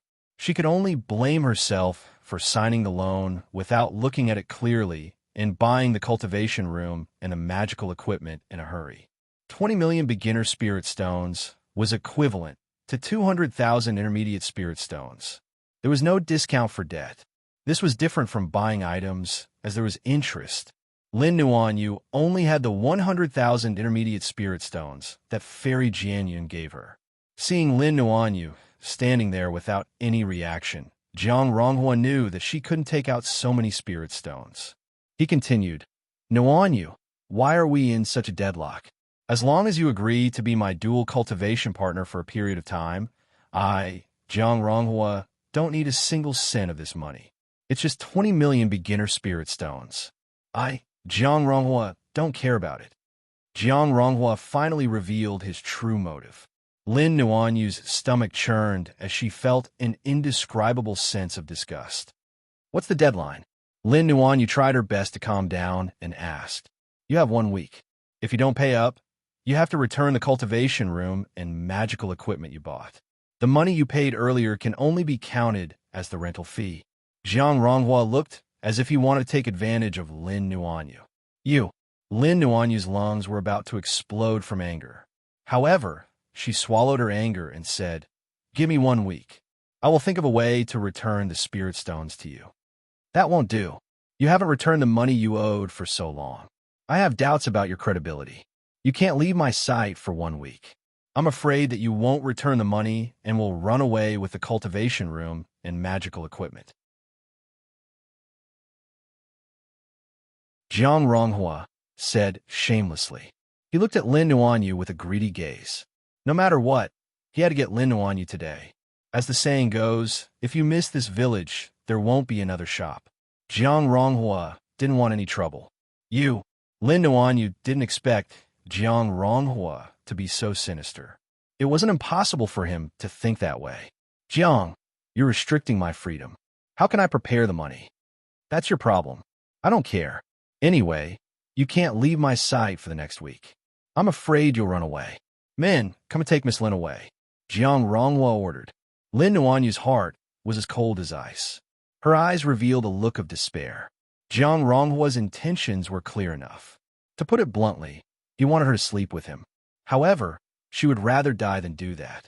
Lin Nuanyu saw a few cultivators walking towards her. She wanted to fight with her life.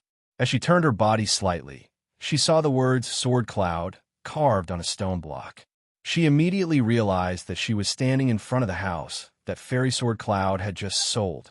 Li Daocheng's image flashed across Lin Nuanyu's mind. This young man seemed to have an extraordinary background. Perhaps she could ask him for help. Lin Nuanyu stopped thinking. Suddenly, spiritual energy erupted from her body. She quickly retreated and entered the house. Jiang Ronghua snorted. "Chase!" A group of cultivators immediately chased into the house. Lin Nuanyu retreated into the house. Just as she was about to go crazy and escape inside, she heard a calm voice from the side. "Why did you leave and come back? This is a private residence. Unauthorized people are not allowed to enter without permission. Mr. Li, save me." Lin Nuanyu quickly flew in front of Li Daocheng and pleaded as if she was grasping at straws. Li Daocheng looked at Lin Nuanyu indifferently. In fact, he had heard every single word of the conversation outside the house. Li Daocheng hated despicable and shameless people like Jiang Ronghua. Although he didn't want to meddle in other people's business, it was one thing for this group of people to surround and block a female cultivator in front of his house. They even dared to chase into the house that he had just bought. After a while, Jiang Ronghua's group caught up and surrounded Lin Nuanyu. Li Daocheng was also surrounded in the middle. In order to please Jiang Ronghua, Zhang Tun interrupted. "Mr. Li, right? The matter between us and Miss Lin has nothing to do with you. Step aside. We will leave immediately after we capture her." Just as Zhang Tun finished speaking, a crisp voice of a girl came from below. "Brother Daocheng, these guys are so annoying." "They are. Lingxi, how do you want me to teach them a lesson?" Li Daocheng asked, as if there was no one around. "How about hanging them up and spanking them?" Xiaoling River tilted her head and said, "You're tuning in to the Warrior Lore YouTube channel. Don't forget to subscribe and join us on this journey to catch the most captivating stories.